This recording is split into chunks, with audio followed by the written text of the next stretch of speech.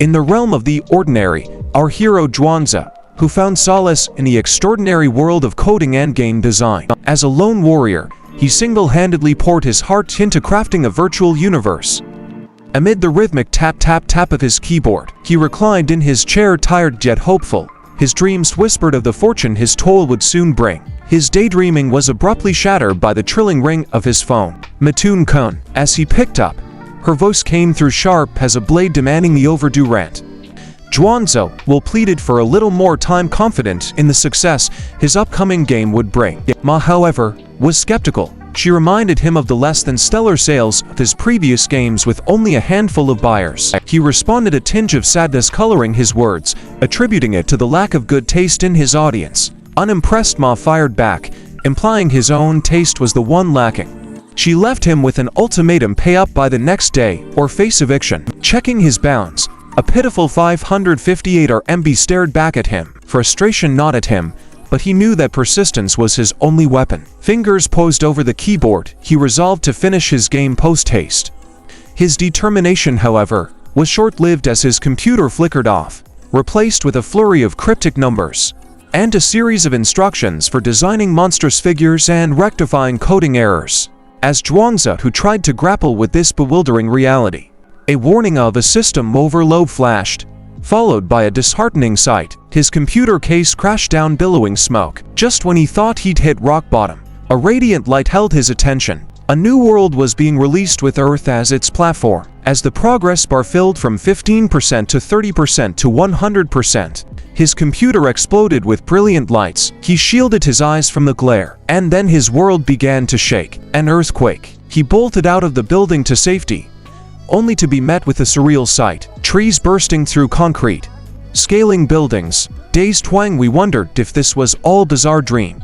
The trees bore a striking resemblance to his own creations. The throng around him erupted into chaos, struggling to comprehend this new reality. Above the pandemonium, cries drew attention to a monstrous apparition in the sky, crashing into a helicopter. The resulting explosion sent debris raining down, and amidst the terrified fleeing crowd, a little girl was knocked down. As she looked up, terror filled her eyes. A beast loomed over her. Zhuangzi froze in disbelief as he recognized the creature. His creation, a hippogriff, a formidable fusion of eagle and horse with unyielding steel feathers. Its formidable power was as vast as the sea, and it boasted an unnerving ability to ripple scream.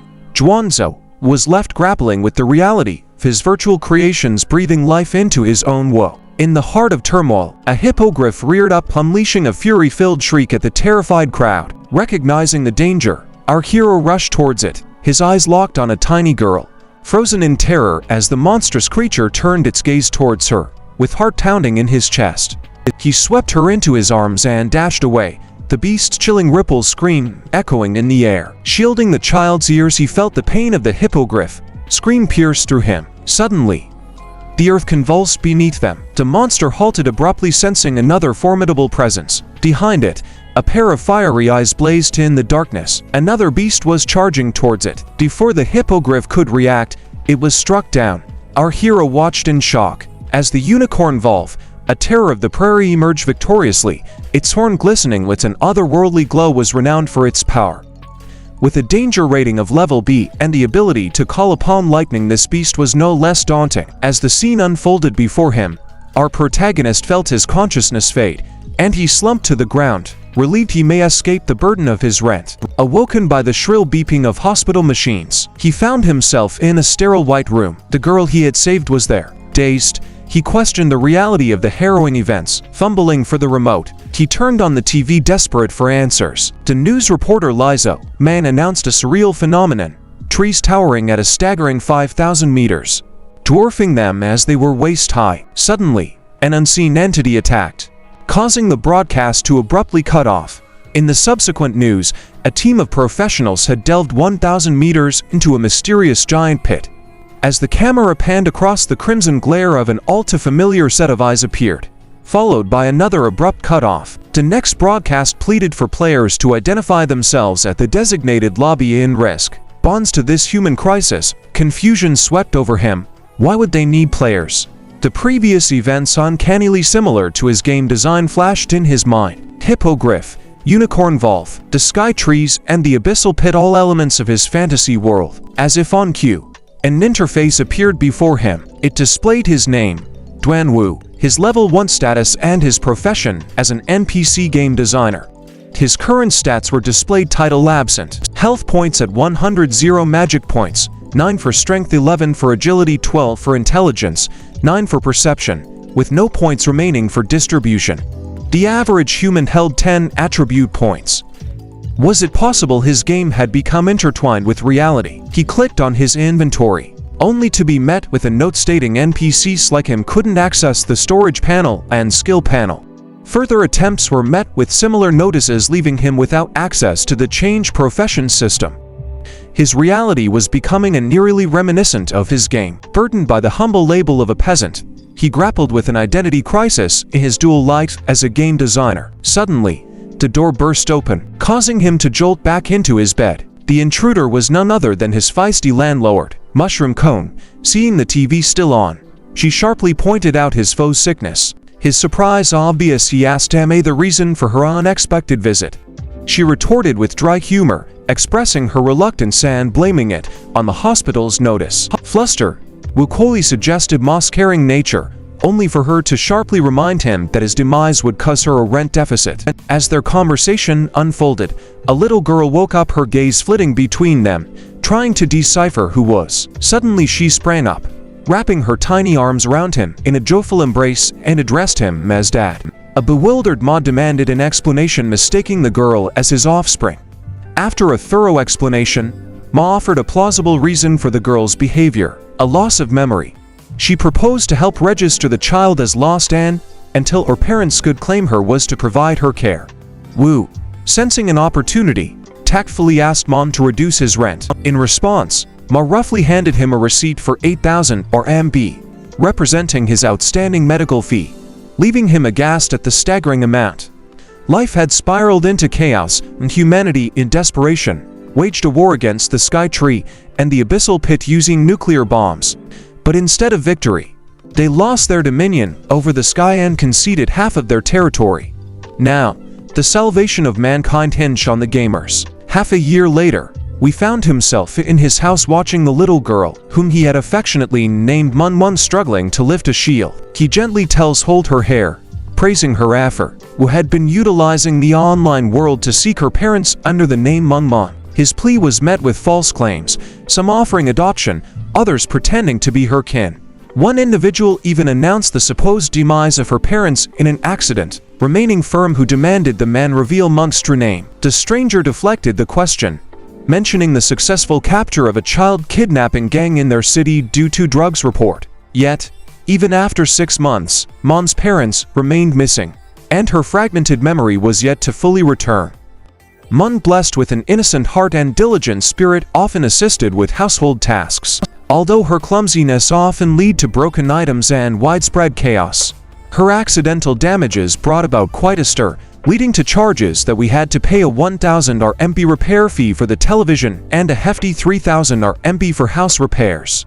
Who had once contemplated sending Meng to an orphanage, but the mere sight of her teary eyes pleadingly calling him Dad swayed his heart. From then on, their home became a sanctuary filled with comfort and understanding. In the realm of their new fantasy world, to prime territories of monsters reigned, the treacherous underground, teeming with formidable beasts, and the wilderness, Mun to creatures of lesser, albeit significant might. One day, Wu found himself on the edge of a sprawling prairie near a city. Setting down his trusty shovel, he began to dig relentlessly, unearthing the camouflaged monster beneath. As the beast lunged ferociously, Wu defended himself with his shield and retaliated, his shovel snapping the monster's horn. In a decisive strike, a victorious notification materialized announcing the defeat of a jackalope. However, as an NPC who couldn't accumulate experience points, a message emerged after his victory, signaling the completion of the jackalope hunt mission and the achievement of a new title, Bunny Slayer, earned by defeating over 10,000 horned jackalopes. Bone Tire, Wu collapsed on the earth, relieved and exhausted. Being a game designer who had woven intricate plots not only for players, but also for NPCs, the Bunny Slayer title, in fact, was a narrative thread designed especially for an NPC. In the grand tapestry of the story, An ordinary NPC would gain recognition as the hero of the new fantasy world after defeating over 10,000 jackalopes. This NPC would then join the players in an epic quest to defeat the Demon King, who found the NPC on the prairie half a year ago, and despite his relentless efforts to dissuade him from hunting jackalopes, the NPC soldiered on.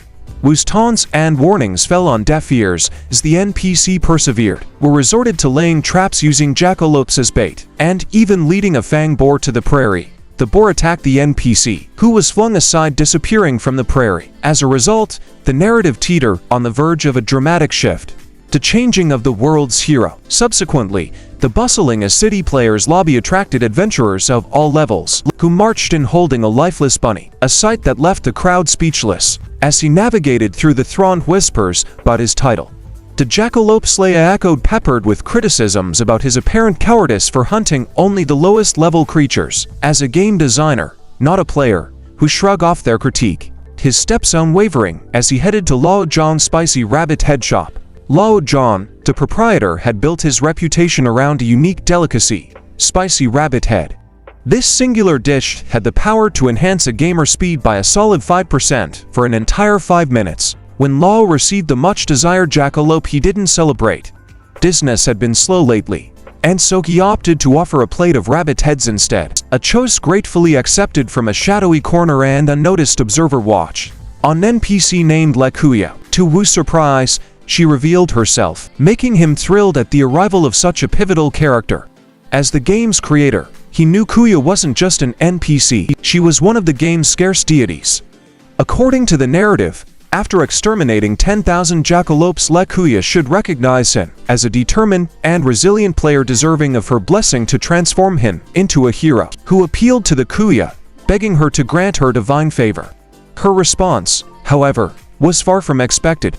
She challenged his massacre of the rabbit's creatures she deemed adorable, bewildering Wu with this sudden twist in the storyline. Lakota's anger boiled over. She denounced him as a bunny killer. She yanked his hand, chiding him for his genocide of the sweet creatures, before hurling him to the ground. A furious venting of her rage followed, with her boots repeatedly connecting with his form. Even Lao, the usually assertive spicy rabbit head shopkeeper, was too petrified to interfere. Another player caught sight of the uproar, recognizing the irate deity, and began to speculate whether Wu had offended or harassed her in some way. Wu under attack. Was that a loss? Wasn't he meant to be the hero? Had the game shifted in some unanticipated way? As if on cue, a notification surfaced, revealing the curse Lekuya had placed on him for his jackalope carnage. Now he found himself outcast by the world, his humanity stripped away, metamorphosed into a demon. A glance at his character panel displayed the shift race demon. His current HP read 35 out of 200. NT was maxed at 100. His strength was at 13. Agility was 15. Stamina was 14. Intelligence was 12, accuracy was 13, and 0 points remained for distribution. Shocked yet intrigued, Wu contemplated the possibilities. The starting attributes of a demon were superior to those of a hero. Perhaps he mused, this unexpected curse might have its advantages, with most eyes, who declared his love for Kuya, only to be harshly rebuffed, labeled as trash. As he managed to raise his eyes, he spied something that should have remained unsaid, and Kaya's foot connected with his form again, reducing his health to 30. Upon regaining his composure, we discovered that his demon status opened new hitherto inaccessible functionalities. These would ease gameplay and lighten his load during hunts. As he browsed the skill list, he noticed his newfound power. Demon Imitation at level 1. A single skill within his grasp now possessed the terrifying power to freeze lesser demons in their tracks. However, it was tempered by a 60-minute cooldown and a steep cost of 20 magic points. His second ability, Demon Transformation at level 1, allowed him to metamorphose into a formidable demon form. This transformation significantly amplified all his attributes, but it was a fleeting moment of power lasting only 30 seconds. It was further restrained by a 24-hour cooldown period and a whopping cost of 80 magic points. The inherent traits of his newfound race provided him with astounding agility, fortified defense, proficiency and dual-wielding weapons, and impressive night vision. A system notification unveiled a peculiar fact: demons were not allowed to switch professions at the player lobby. Upon achieving level 10, he would be presented with a mission to change his profession. Additionally, his transformation into a rare race would be publicly broadcasted. He was given that. Wu didn't hesitate to hit yes, and immediately a congratulatory message was sent out to the inhabitants of S City, celebrating an anonymous player who was cursed by a goddess and had secured a rare race identity, thereby unveiling a hidden storyline. This unprecedented announcement sent shockwaves throughout the player community. Others coveted the curse of the goddess and were ready to extend their felicitations to the unnamed player, oblivious to the fact that the person in question was Wu, who was near at hand. Some even contemplated pledging their loyalty to the goddess, a reaction that brought a smirk to Wu's face. Meanwhile, in the stately offices of the Player Management Association, the President Lescu was informed about the new race. Inquisitively, he asked his secretary if any significant events had recently transpired in their city. In response, the secretary reported that the city's Thunder Dragon Guild had recently triumphed over a B-rank underground dungeon, assuring President Lescu that there was no divine intervention. She also confirmed that 2 other prominent guilds had not recently embarked on any dungeon quests.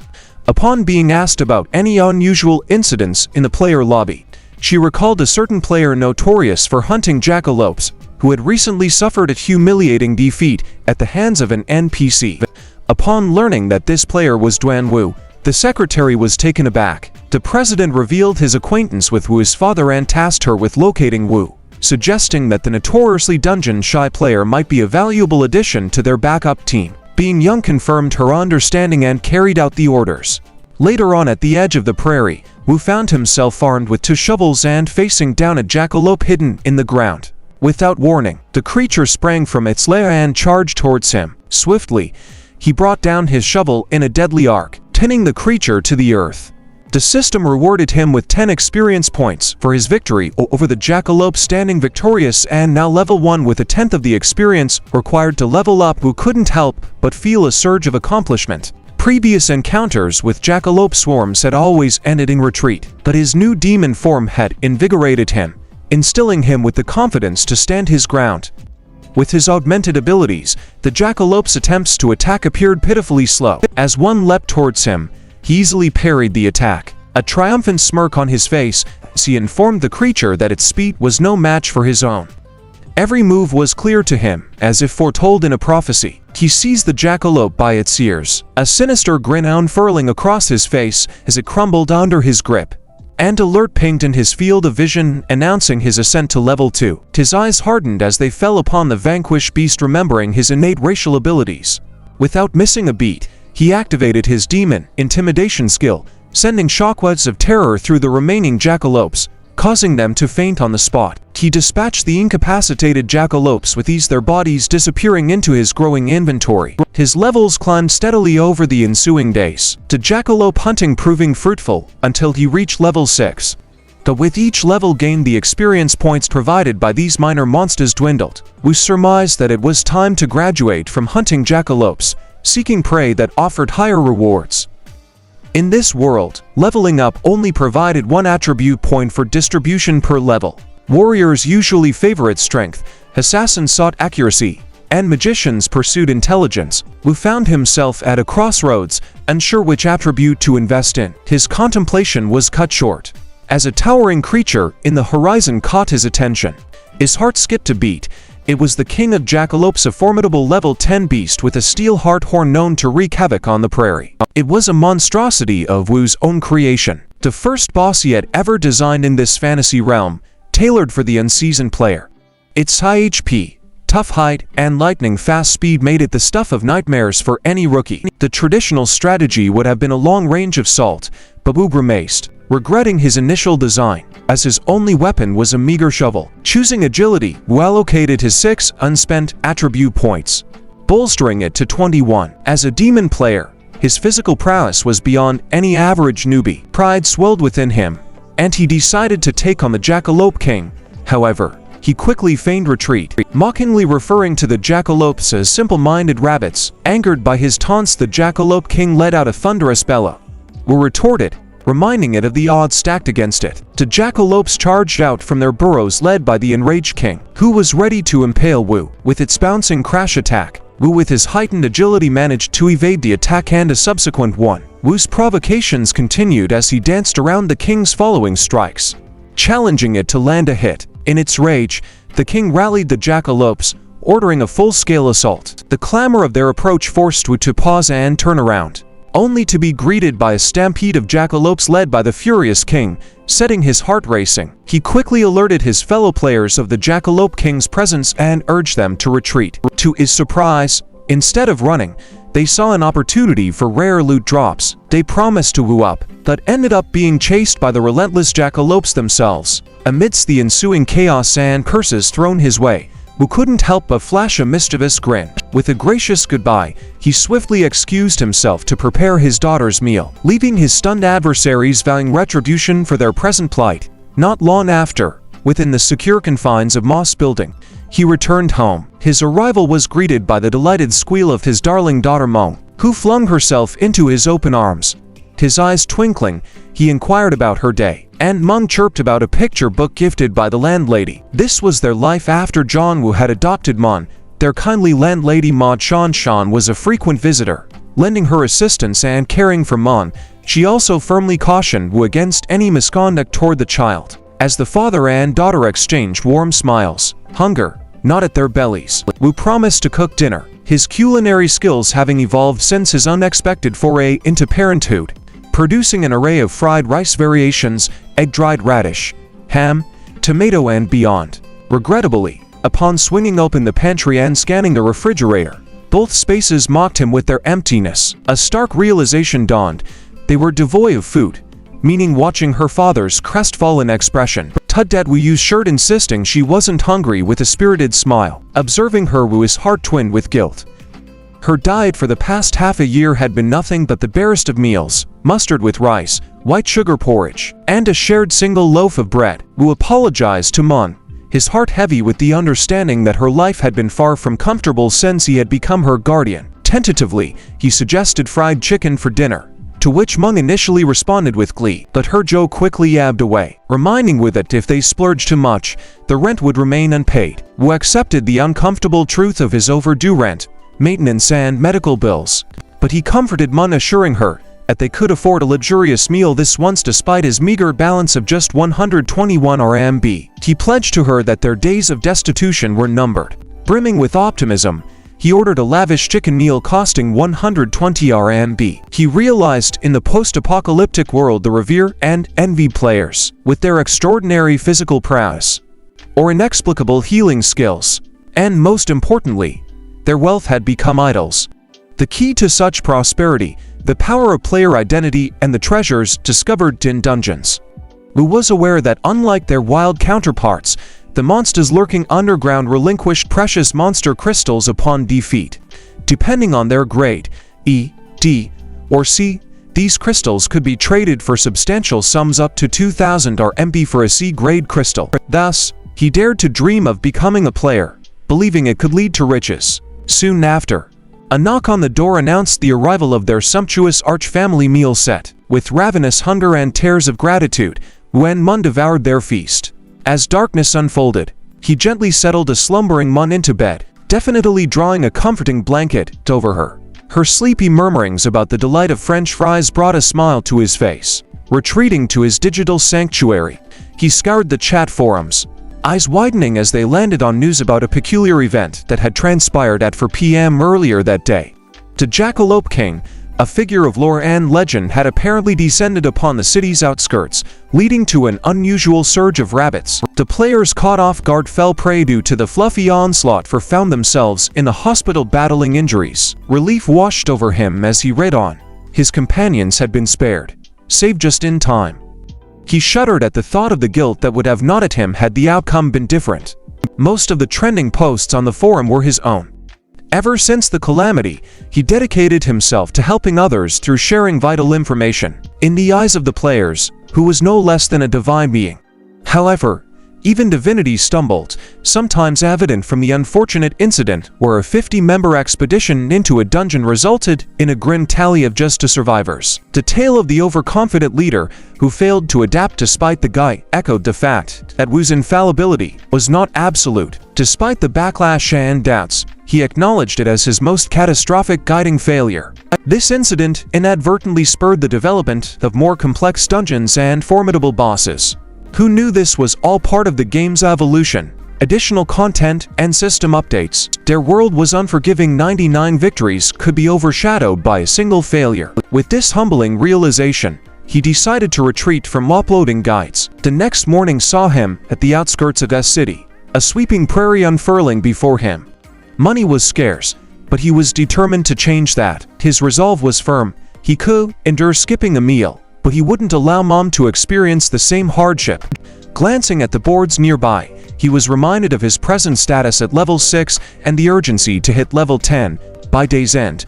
He decided to undertake the profession-changing mission, venturing into the dungeon depths to gather monster crystals. Though the Manhwas were notoriously aggressive and unyielding, they were his target. The lack of crystal rewards made them unappealing to other players, but he had a secret ace up his sleeve. He knew that slaying 100 fangboars would unexpectedly double a player's experience points, despite the usual rule of diminishing returns from hunting the same monster. With this plan, he struck down a level 3 fangboar cub with his trusty shovel. Knowing that his progression hinged on this hunt, he was invigorated when the notification of his successful kill and earned experience points popped up.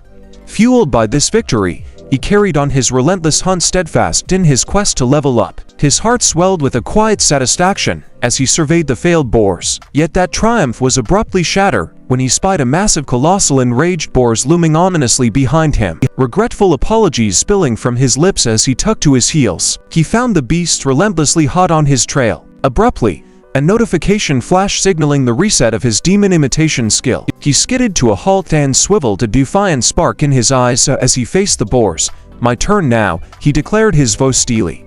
Activating his demon imitation skill, he lunged, and the boars fell back in terror. Swift and ruthless, he vanquished them one by one with his trusty shovel. Each kill awarded him 50 experience points, hastening his ascension to level 10 and initiating the profession-changing quest. Accessing the game's interface, relief washed over him as he confirmed he had indeed hit level 10. The task had taken him longer than anticipated, but time remained on his side. His quest, as a newly minted demon race, was to conquer the Demon Vault dungeon situated to the north of the Sky Tree within the hour. In this magical realm, two kinds of dungeons existed, underground and fixed. The former were defined by their set locations and physical entrances, housing monsters that were safely contained. After a victorious clearing, these dungeons would reset, waiting for the next group of adventurers. The latter were unpredictable spatial rifts appearing in cityscapes or wilderness, teeming with monsters that could breach into the human world if not promptly dealt with. Once cleared, they disappeared, their tasks completed. The mission at hand seemed exceedingly challenging, and he couldn't help but suspect the system was working against him. After the fallout of a nuclear attack on the Sky Tree, a formidable defense shield had materialized around it, obstructing all forms of modern technology. Any vehicle that dared to approach would burst into flames. A flying jet would suddenly stall, and all signals remained blocked. In this world devoid of conventional transportation, horse-drawn carriages ruled the roads generously provided by the Management Association. As he journeyed, he marveled at the untouched prairie surrounding the Sky Tree, a testament to nature's resilience in the absence of human disturbance. When he finally arrived at the Demon Vault dungeon, a wave of exhilaration surged through him. As was customary in such RPGs, some players specialized in aiding others in their missions in exchange for currency. These carried to teams as they were known lord players with the promise of rare crystals and superior gear. He weighed his options, keenly aware of the ticking clock. A random player suggested joining their team, offering him a slot. The cost, however, set at 20,000 RMB per trip, staggered him, despite the 6 for 5 deal. Politely declining, his gaze fell upon a group he had encountered earlier. The characters appeared to have gained strength, their gear glinting with a newfound superiority. Suddenly, Cheng Chen, a formidable level 19, approached, causing our hero to fumble in a hurried attempt to open his inventory. The pressing need to remain anonymous was clear. Cheng Chen proposed an alliance.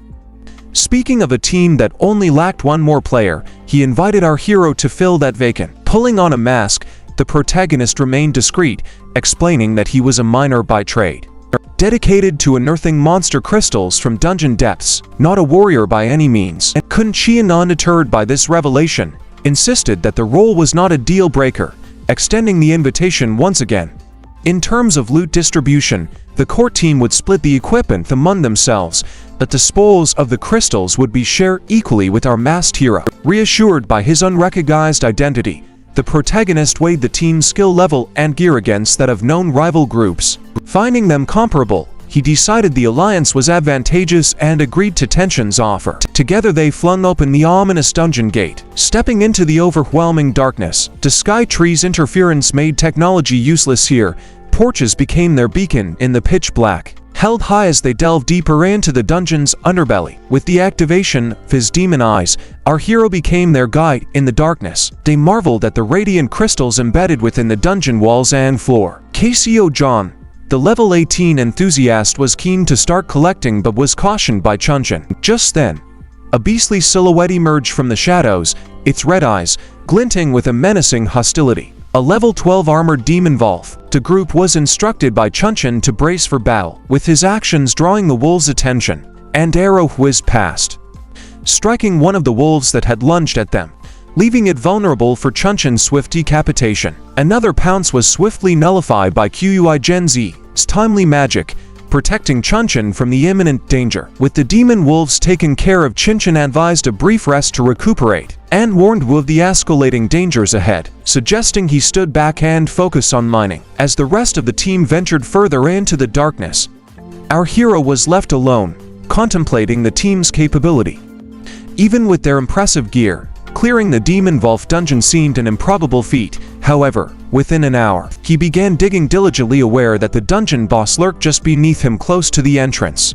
As his shovel pierced the underground, he prepared to descend using a rope. However, the moment his boots touched the ground, he was met with a chilling greeting of Wolf. Looking up, the sight that met his eyes left him in a state of stunned disbelief. A furious wolf lunged, its deadly intent honed on him. With a swift sidestep, he evaded the onslaught. Yet the beast's razor-sharp claws grazed him, causing a 10-point reduction in his health. As the wolf crashed clumsily onto the earth, he seized this fleeting opportunity. Swiftly, he riffled through his inventory, pulling out the deceased jackalope. The sudden sight of the dead bunny instantly transformed the feral wolf into a docile pup. Aware of the dungeon-dwelling armored demon wolves' dire diets and their compelling attraction to jackalopes, he tossed the lifeless creature to the awestruck wolf. Seizing this rare moment of distraction, he plunged his blade repeatedly into the wolf's underbelly, its known weak point. A pop-up alert appeared, notifying him of his success. He'd slain the armored demon wolf, earning himself 100 experience points. The plentiful experience points and the prospect of obtaining a crystal invigorated him, sparking his determination to level up. But his victory was short-lived. The sound of rustling and low growls echoed from behind, and he spun around to witness a surging tide of wolves advancing towards him. Realizing too late that the center of the jackalope was a wolf magnet, he sprang towards a hanging rope.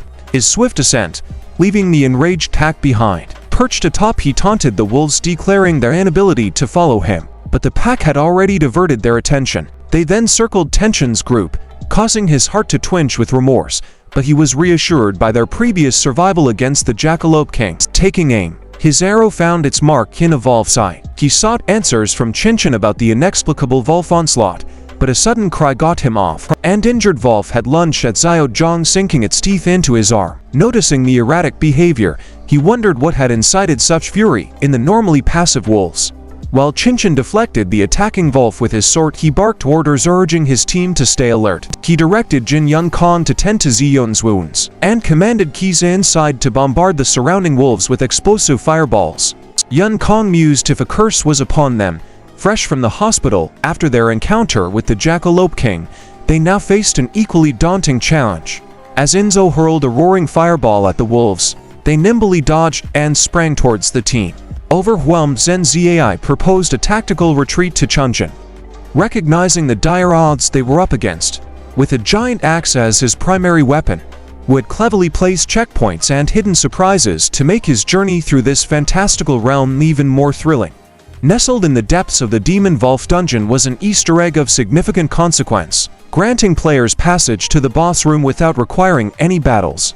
Normally, adventurers would find themselves at the bathroom's threshold following the conventional path. However, Wu had ingeniously carved a clandestine tunnel leading straight into the boss chamber. To avoid alerting the boss of his presence, he rummaged through his inventory, unearthing a delectable roasted pig. This pig was more than mere sustenance. Wu ingeniously combined it with a concoction of potent sleeping mushrooms, heavy-duty sleeping pills, and a dash of alcohol to create a foolproof sedative. Stealthily approaching the dosing to headed Volf, he offered the laced meal, then swiftly retreated. The Volf, awakened by Wu's motion, found the sight of the roasted pig puzzling yet irresistible. One had lunged for the meal, inciting the wrath of the other, and a voracious quarrel ensued. Amidst the clamor, Wu wondered if he should have prepared two roasted pigs, praying silently that the uproar would not rouse the boss. He waited anxiously for the sleep-inducing meal to work its magic. After several tense moments, the double-headed wolf finally succumbed to slumber, its silent form assuring Wu his plan had succeeded. Wu then cautiously approached half-beast's man Luca, although less physically formidable than the Volf. Luca held a critical advantage with his D-level. His weapon, the half-beast man's large axe, was renowned for its tornado dance ability, and boasted an attack power range between 35 and 50. This treasured artifact, rightfully belonging to the Beastman tribe's chieftain, was stolen by the rogue Luca, who couldn't help but lament setting the weapon's requirement at level 25 as he tiptoed towards it, grumbling about his past decisions. His movements, however, roused the boss from sleep. Acting swiftly, Wu added the axe to his inventory, just as the boss lunged at him. Although he evaded the boss's attack, the flying debris nicked him, reducing his HP by 20. Wu acknowledged that a direct hit could have cost him half his health. As the boss lunged again, Wu dodged, using the moment to fuel his strength, hastily consuming loud, junk spicy rabbit head from his inventory. He enhanced his speed by 5% for the next 5 minutes, while his bunny slaya title skill increased his berserk strength by 10% for 10 minutes. Brandishing dual shovels, he stood firm against the boss, determined to end the pursuit. The approaching boss, filled with wrath, was met with a chilling notification. Only 14 minutes remained to conclude the mission. Understanding that the moment to strike was upon him, was steeled himself for the confrontation. The sleeping double-headed Volf was mere steps away from them, oblivious to the rising tension. Suddenly, the beast made its move, hurling a powerful punch in Wu's direction. But Wu was ready. With a swift and sure movement, he blocked the attack with his sturdy shovel, causing sparks to fly. Clutching his weapon tighter, he counterattacked, his shovel biting into the creature's hide and causing 15 points of damage. However, his heart sank as he realized the blow barely phased the monster. To vanquish his adversary, he calculated he would need to land 200 hits of similar intensity. For a group, this would be an achievable goal, with a warrior to divert the creature's attention and withstand its blows. Others could consistently strike from the sides. The Wu was solitary, with no luxury of time or aid. His challenge amplified when the creature displayed an unexpected skill, propelling a large rock towards him with lightning speed. Try as he might, he couldn't evade it in time. Struck hard, he suffered 60 points of damage and was forced back against the wall. Taken aback by this sudden turn, Wu realized the game system must have upgraded the creature's capabilities. This was not the same monster he had faced before. To his astonishment, the creature abruptly ceased its assault and began tugging at the chain of the slumbering double-headed Volf. Amid this chaos, Lucas, the half-beast man, began slapping the Volf, catching Wu off guard. Infuriated, he chastised the beast for its cowardice, complaining that he was battling solo, and yet it sought to rouse its ally. Analyzing his dwindling stats, Wu knew he couldn't afford to let the beast wake the Volf. Even if he gambled all his remaining points on bolstering his strength, he realized it wouldn't suffice, but he was not one to give in. With sheer determination to live, he staked everything, investing his last reserves into agility. He mused that he might be the most nimble level 10 player currently in the game. With renewed vigor, he charged at the beast, wielding his dual shovels, and inflicted 18 and 20 points of damage. In retaliation, the creature swiped with its razor-sharp claws, but Wu evaded, executing a graceful aerial roll, snuffing out the torches in his wake. Once he landed, he taunted the disoriented beast, claiming the recent attack was merely a diversion. His actual strategy was to plunge the battlefield into darkness, where his demon eyes granted him a distinct advantage. The beast, taken aback, sensed the presence behind it and swung around to block an incoming strike. Despite the beast's sharp instincts, was not deterred.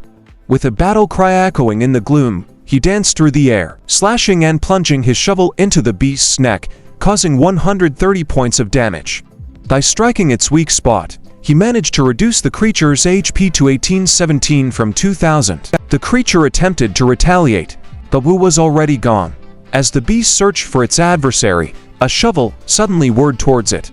Wu then stabbed its other weak point, the knee, incapacitating it briefly. He seized this moment and, aiming for its eyes, he struck again, diminishing its vision and inflicting another 120 points of damage. In the ominous darkness, the formidable beast crumbled to the ground, a testament to the lethal efficiency of his covert assaults. Swiftly he advanced on the fallen creature, but it wasn't finished. In a fit of raw fury, it lashed out with a chain line nearby. The sudden strike caught him off guard, sending him crashing to the earth. The impact gouging 75 points from his total health. He was left with a scant 100 out of his original 250 GP. Wincing in pain, he flung open his inventory, his curse echoing in the cold air as he snatched up his medicinal aid amidst another savage attack. As he engaged his combat system again, a warning flashed. The creature was adapting to the dark. He hastily downed to medium-grade healing potion set to restore 100 GP within a brief respite of 10 seconds. With his health replenished, he stood his ground against the monster prepared for the onslaught. Leaping forward, he assaulted the creature's head with his shovel, following up with relentless strikes to its face, shoulder, hand and chin, until its HP dwindled to a threatening 650 out of 2000. Suddenly, an urgent notification blinked into existence. The fearsome demon-wolf dungeon boss, the half-beast's man, Luca, was entering its terrifying berserk mode. Its HP now down to a mere third. Not a moment later, it erupted into berserk mode, and an ominous notification heralded that he was in its crosshairs. With frightening speed, it thrust a devastating punch his way. Desperate, he raised his shovel to block, but it was futile. The impact shattered his only weapon, the blow landing brutally in his stomach, launching him into a wall with critical damage of 100 points. Deadly wounded, he was acutely aware that another blow could spell his end. But as the beast towered above him, ready to deliver a fatal strike, he rolled away in the nick of time. He was back on his feet, taunting the creature with the promise of his own berserk mode. A quick glance at his mission timer showed he had only 4.5 minutes remaining. His berserk ability would be available in a scant 12 seconds, and his trump card, the demon race transformation skill, was at his disposal. Slowly, he began to morph into a demonic form, his stats swelling by 20%.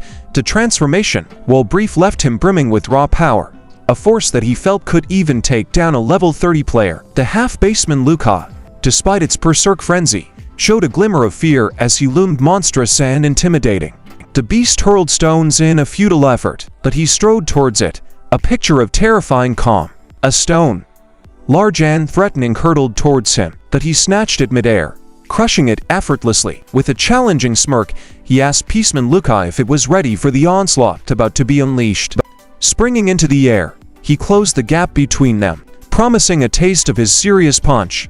He then delivered a volley punches to its face and chin, each one dealing damage anywhere between 130 to 170 points. Though he was armed with vast power by his state, he was shackled by its fleeting duration, a scant 30 seconds.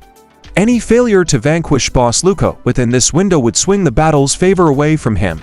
He couldn't risk allowing his adversary a single moment of respite. At this critical juncture, Kunshin's team lay spent on the Demon Wolf dungeon's first level. So John, despite his exhaustion, felt a wave of relief sweep over him, while Zhong Ziai Kosh and them her magic wand teetering dangerously on the edge of breaking. Then an unexpected growl punctured the silence. Zhong, startled, questioned the source of the sound and its possible repercussions. Shun Shai, however, suggested it likely originated from a subterranean monster brawl. Chinchin called his team to rest but remain vigilant. Nearly a minute later, they moved towards the boss room, only to receive an unexpected accolade for clearing the Demon Wolf dungeon and defeating the boss half-beastman Luca. A befuddled Zeal Zhong queried his team on the ease with which they managed to overcome the dungeon. In contrast, within the boss room of the Demon Wolf dungeon, who experienced a triumphant leveling up thrice, a congratulatory message popped up for him, celebrating the completion of his demon profession change mission. Exhausted but relieved, Wu surveyed his loot. He noticed an enigmatic item named Weird Necklace of unknown level effect and rarity level, which he deduced to be of significant value. Among the numerous magic crystals, a perfect quality blue crystal caught his eye. A pleasant surprise. He was well aware that crystal ranks range from normal through pure to perfect. The luminosity of a perfect blue magic crystal outshone the dim lower quality normal crystals and even the brighter pure ones, making it a gem of high worth. Imagining the opulent feast he and Maine could enjoy, a wide smile spread across his face. Mun's declaration of love for him brought immense joy to his heart. He eyed his shattered shovels, acknowledging the need to find a craftsman who could forge him a robust weapon. After all, he had grown fond of using a shovel as his weapon of choice. As he held the necklace from his inventory, he pondered why he couldn't decipher its value, and whether the game had randomly added this item. His train of thought was interrupted by the sound of footsteps approaching the room where the double-headed wolf was enjoying a peaceful slumber, to be stirred, signaling an impending conflict. Knowing the game rules well, who was aware that Thors would awaken once the stone door was opened, and frustratingly, even the most potent sleeping potion wouldn't affect him in such a situation. With an exasperated sigh, he muttered an indistinct curse at the unseen architect of this confounding system. As a lurking wolf's senses sharpened, he knew an immediate escape was essential. His fingers closed around a conveniently hanging rope, his ticket out, leaving tensions group to contend with the remaining foes. He'd already vanquished the boss after all. The group soon breached the boss room, only to be met with a perplexing scene. The boss lay defeated despite the stone door having remained untouched. Gensi voiced his bewilderment at the dungeon's enigmatic workings, their astonishment only deepening at the sight of half-beast-man Luca's lifeless body. A suggestion arose from Zijon. Perhaps the double-headed wolf had turned traitor, brutally ending the boss's reign. Enraged, the wolf turned on the group in a frenzy to assault. Their assessment of the dungeon expanded from merely peculiar to utterly lunatic. Despite this, the group rallied and successfully toppled for the double-headed wolf. A sobering confession came from Zijon. Their expedition into the treacherous depths of the dungeon had yielded scant rewards. A precious artifact was lost, only a handful of low-tier magic crystals were acquired along with a pile of worthless items, and no notable weapon was secured. As they processed their disappointment, a system notification materialized before Chunchin. Their completion time for the Demon Wolf dungeon was a record-breaking 58 minutes and 2 seconds. A global announcement of this achievement was imminent, and the group was offered a choice to veil their identities. Though momentarily stunned, Chunchin decided to reveal their names. The system then probed if they wished to assign a catchy name to their team.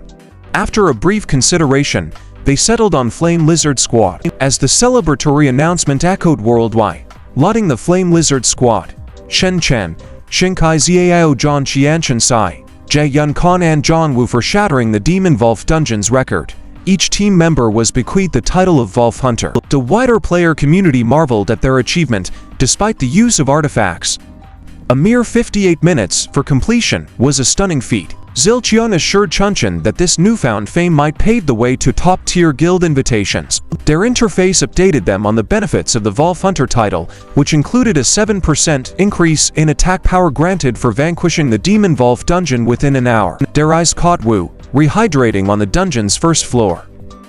Speculation ran high that he'd struck gold within the dungeon depths. However, their relation faded as they spotted a few stray crystals on the ground. Zijon couldn't conceal his frustration, criticizing Wu for his minimal excavation yield.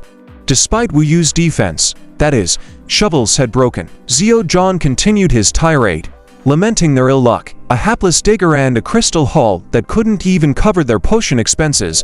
In the heart of the dungeon, Zio Xiang had a reminder for who they had permitted him to claim the title freely, with the condition that they would hoard all the magic crystals, leaving him empty-handed. Yet, in an unexpected turn, Junxia doubled back, urging him to hold on. She pressed a lone crystal into his hands, fulfilling her promise. Gratitude welled up in him as he inquired about her name and tentatively her contact number. She obliged with a small smile, introducing herself as Jinzi, and passing on her digits. With a word of caution from Genzi about the fast-approaching closure of the dungeon, he agreed it was time to depart. On the other side of the dungeon's doors, players buzzed with anticipation, their confusion growing as the victorious squad lingered inside. When the door finally cracked open, a roar of applause swept through the crowd. They quickly swarmed the squad, pleading guild invites, seeking the secrets to the dungeon's clearance and proposing trades for any prized loot, craving peace over this bustling chaos. He slipped away unnoticed, abandoning truncheon's group and the throng at the dungeon gate. He sought out a tranquil corner confident of remaining undisturbed. Once settled, he accessed the game interface, understanding fully well that he had achieved his mission to change professions. Demon warriors were revered for their rock-hard defenses and immense strength that could shrug off most weapons. Demon hunters possessed remarkable agility and formidable attack power, capable of converting every bit of their agility into raw, striking power, instilling fear in their adversaries. Lastly, demon warlocks were infamous for their potent souls, proficiency in diverse healing spells, and the power to conjure beings of death, spirits and skeletons. A formidable demon warlock could easily stand against a whole army. Given his Libra nature, decision-making wasn't his forte. He mulled over the options: a demon warrior as a sturdy tank, a demon hunter as a swift assassin, or a demon warlock as a formidable summoner. He yearned for the power of all three, and found himself wondering if such a choice was possible. However, the game informed him that he could pick only one profession unless he managed to obtain a coveted hero certificate, which would grant him an additional profession. He toyed with the idea of seeking the goddess's aid for a hero certificate, but decided against it, fearing her potential wrath. In the end, he chose the demon hunter. The profession resonated with him, allowing him to convert all his agility into attack power when needed. His decision was immediately followed by a flash of bright light as the game confirmed his profession changed to demon hunter. His attributes were now different. He was at level 13 with 120 out of the required 380 experience points for the next level. He proudly held the titles of Rabbit Hunter and Wolf Hunter. Our protagonist found himself newly invigorated. His health points had soared to 300 and his mana to 150. His abilities saw an astounding growth: strength and agility up by 28, physical constitution by 14, wisdom by 12, perception by 13. 3 attribute points were still undecided, waiting to be distributed. Most thrilling was his new skill, the Hunt Mark. This skill turned him into a true demon hunter, enabling him to mark a target and become keenly aware of its location. The mark multiplied his damage twofold and revealed the enemy's Achilles heel. The Hunt Mark could tag one target at a time, resetting its cooldown upon the target's death. A failure, however, imposed a stiff 24-hour penalty. Activating this skill consumed 50 mana points, a price he was more than willing to pay for the advantages that offered, especially in one-on-one duels. Meanwhile, trouble was brewing elsewhere. Dean Yun at the Player Association's Nerve Center reported to his superior Lakyu. A fierce battle was underway at the Skyline Tree's western battleground, pitting the Goddess Martial Artists Guild against a horde of Dark Elves. The toll was devastating: 40 players dead, the Goddess Martial Artists missing in action, and a co-leader of the clan tragically killed. The Goddess Martial Artists Guild was a special group, a combat-focused guild under military jurisdiction, preferring open field battles against dungeon crawls. Upon hearing the news, Lakeview was apprehensive, questioning the spread of this calamity's knowledge. Being used assured him that the information was carefully contained to prevent widespread panic. Lakeview's worry deepened as Being Yun divulged a directive from higher-ups. They wanted other player guilds dispatched to the frontline for support. Far from the digital battles on the peripheries of S-City, a man journeyed through the Sky Tree shield in a horse-drawn carriage. As he crossed the barrier, his phone sprang to life with a deluge of notifications. Seeing Ma's flurry of furious texts, he learned a month's illness and the urgent hospital visit. Later, in the sterile silence of S-City Central Hospital, Ma was gently peeling an apple beside the bed of the ailing Mon, who in his anxiety barged in demanding information about Mon's state. Ma, fruit knife clutched tight, shushed him. Mon had just drifted off to sleep. Ma's anger was evident as she questioned Wu's absence over the past days, blaming him for ignoring MG's escalating fever. Wu defended himself, arguing that he'd been tirelessly working to earn money. At Mo's skeptical inquiry about his success, he eagerly divulged that he had indeed made some gains. Wu was delighted at the prospect of covering the outstanding rent, medical fees, water leak repairs, and the price of the TV that Mon had damaged. Ma, a long-time landlord, voiced her doubts, having only witnessed his financial struggles. To her surprise, Wu presented the perfect blue crystals from his inventory, suggesting she sell them to cover expenses. At Mo's incredulous question of dungeon visits, Will just shrug it off, voicing his desire to be a miner. Suddenly, their discussion was interrupted by a knock on the door. A nurse queried who here is kin to Mon. Dr. Ju needed to confer some news. Both Wu and Ma answered in unison, causing a pause of mutual astonishment. who suggested that he should be the one to meet the doctor. Moments later, he found himself in Dr. Ju's somber office. "Prepare yourself," warned Dr. Ju before passing NGS diagnosis to Wu. Shell-shocked Wu read the unsettling revelation, and GS Bowie was flooded with an unusually high concentration of magic elements, symptomatic of magic elements syndrome. This once fabled disease had replaced cancer as the world's paramount health fear in this new epoch, brought about when a mysterious game came to Earth and altered the atmosphere. The air was now laced with a novel particle, the magic element. Whilst the magic element remained benign for most in some, it was absorbed and accumulated with debilitating effects. Symptoms ranged from constant fevers and lethargy to loss of appetite and alarming black dots. Medicine stood powerless against the syndrome. Only palliative treatment was possible. Yet, Dr. Ju confessed his worrying that even this might fail given MGS magic element levels were tenfold out of an average patient. Grief-stricken who sat on a bench gripping MGS prognosis tightly. Despite everything, Mun's survival was a marvel. Yet Wu knew surrender was not an option. He resolved to journey to the dreaded burial ground, a place rumored to house the mythical Lasso's tears, an S-rank curative that could obliterate all illnesses. The item bore the name of the goddess of light and hope, whose tears, according to legends, held miraculous healing powers. Yet it was located in a site symbolizing death, the burial ground, a perilous dungeon capped at a party of 1 and restricted to level 10 to 30 players. Wu knew it was a solo mission, the odds of survival were slim, but who had faith in his evolution from a mere horned rabbit slayer. Back in MGS room, Ma questioned Wu about the doctor's report. He masked the truth, attributing NGS condition to an ordinary fever that required additional funds.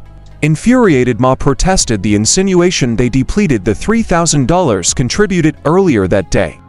Ma assured Wu the rent could wait till Meng recovered. Seeing his distress, touched by Ma's compassion, Wu broke into tears. Ma responded that without Mon, who would have been ousted long ago. Playfully chiding him, she noticed his dirt cake self, urging him to clean up and leave Monk's care to her for the night. Brushing off layers of grit and grime from his body, he acknowledged the remnants of his recent struggle in the Demon Vault dungeon. A testament to a grueling battle with the boss, his body bore the badgers of an adventurer, dirt covered and bruised. Heeding the sage advice of his mentor Ma, he decided to freshen up before anything else. Despite Ma's and patience and urging him to leave, he stuck to his resolve. As the warm water cascaded over his battle-weary frame, he was struck by the profound changes his body had undergone since his alliance with the demon race. A visceral craving for destruction had taken root within him. His power had surged exponentially. His capabilities now far exceeded those of level 20 players, even though he himself was only at level 13. His hunt mark skill bolstered his confidence, allowing him to venture alone into D-ranked dungeons without fear. However, conquering a C-rank dungeon would still present a daunting challenge. To stand a chance, he knew he had to hone his combat skills further. Emerging from his contemplation and the showers of S-City, he found himself in the vibrant Chang'an Street, the street thrummed with activity, brimming with players haggling over weapons in its bustling marketplace. His attention was caught by the mournful wails of a caged monster. The seller was coaxing a prospective beer, reassuring her of the pet's safety. To demonstrate, he pressed a button, prompting a jolt of electricity to surge through the monster, leaving it whimpering in the cage. Feeling pity for the injured creature, he couldn't help but notice the brutal irony. The world had changed dramatically, yet humanity's ruthlessness persisted. After witnessing this, he continued his journey. Soon arriving at the magic crystal exchange store, he observed the fluctuating exchange rate of crystals, his heart sinking at the decrease. His fellow players shared his frustration, but they all knew they were left with no alternatives. Retrieving a handful of crystals from his inventory, he approached the counter. The attendant welcomed him and appraised the crystals for 155 for E rank and 965 for D rank. He hesitated momentarily before producing another crystal. Upon inspection, the attendant's surprise was palpable. It was a D rank perfect magic crystal. Despite its apparent value, a man from the crowd dismissed it as nothing more than a crafting ingredient for a D rank weapon, adding that its value had significantly depreciated over the past 6 months. Undeterred, the attendant offered $10,000 for the crystal. Agreeing without hesitation, he secured the deal. The final transaction, even after tax deductions, deposited a handsome sum of $133,200 into his account. His day ended with a visit to Lao Cao's renowned weapons store. As he sauntered through the marketplace, his eyes fell upon a wine frost longsword tagged at $55,000 and a water crystal dagger worth $95,000. With a theatrical flourish, he exited the shop, loudly decrying the lack of superior wares. Truthfully, though, his purse simply couldn't bear such weight. Later, his gaze was drawn to a lustrous pair of blades discarded on the street. He quickly recognized these as the recursive weapons of Baldur, packing a potent attack strength of 1445. These were B-rank weapons, remarkable in that they bore no level restrictions. They carried the capacity to amplify damage to death spirits and consume death souls. Human wielders, however, would pay a cost of 10% reduction in HP for each enhancement to the weapon's attack power, up to a maximum of 20 stacks. The swords were relics from the god of light Baldur, fashioned from parasitic tree branches found only in the divine lands. They bought a curse resulting from Baldur's divine betrayal, each possessing a trio of astonishing effects. He decided to haggle with the seller over the $15,000 price tag, arguing the weapon's unsuitability for humans. The seller was unmoved, countering with the item's B-rank status and offering him the option to walk away. Not to be dissuaded, he unveiled a large axe from his inventory, proposing a trade. The seller, eyeing the large axe, noted it was only a D-rank weapon. Surprisingly, he accepted the trade, conceding that he had struggled to sell the swords for several days. As he walked off, a smug grin stretched across the seller's face, convinced he had scored a fabulous bargain. If only he had known that Wu wasn't a human, he might have been dumbstruck into oblivion. Meanwhile, back at the hospital, Wu found Meng and Ma dozing peacefully. With tender care, he covered Ma with a blanket and quietly requested the nurse to upgrade room 27 to a VIP seek room. Later, the sound of her phone notification roused Ma.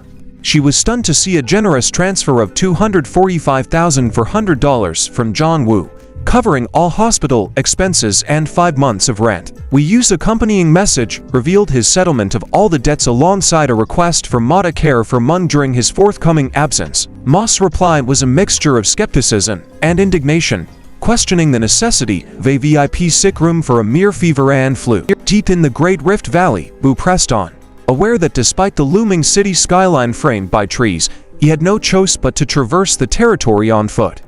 Wu, a demon of exceptional physical prowess, faced a journey of 30 kilometers. A task such as this was a mere trifle for his enhanced physique. As he studied his map, the name Darren Village caught his eye, a name not unknown to him from his past experience in game design. The elusive burial ground, he recalled, was cleverly hidden deep within the mist fog forest, accessible only when the dungeon was revealed.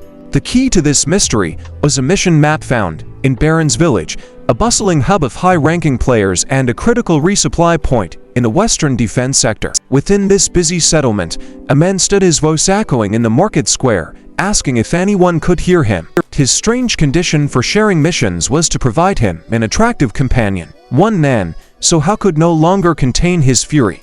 Drawing his sword, he was quickly restrained by his companions, who warned him of the severe consequences of attacking an NPC. So was seething with frustration. This drunken trickster had taken him for half a year's savings, offering no equipment in return, only to ask for more.